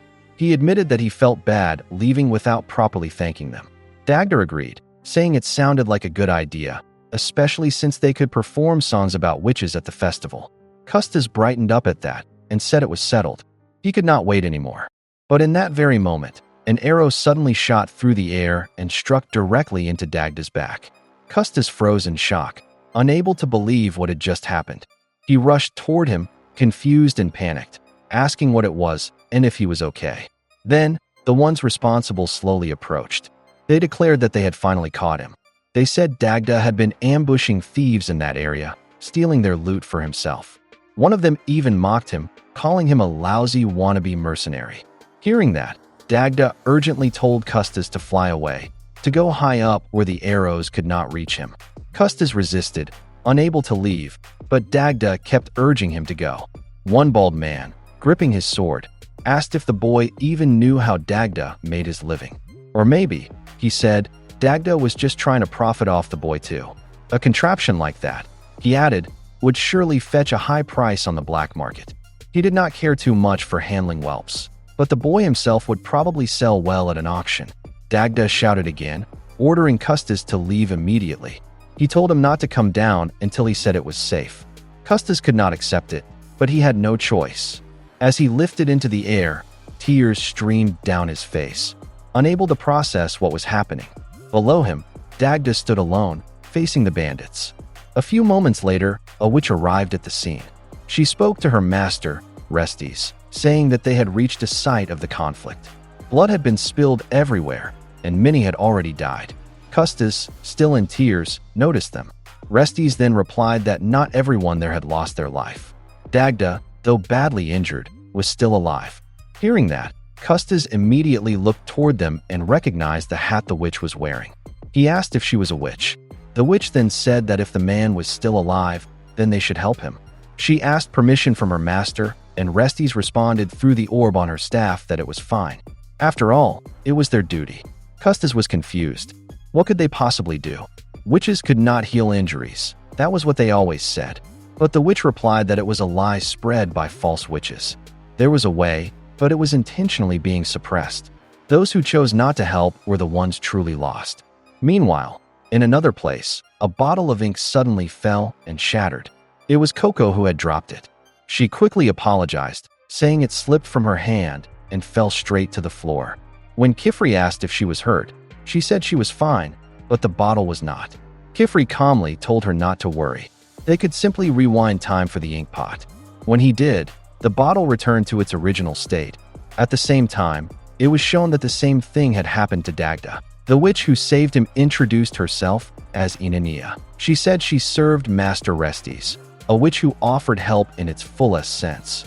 She declared that those who wore the ancient hats were the true witches of their world. When she noticed Custis' injured leg, she added that it seemed he needed their help as well. She told him to let him show the true nature of magic.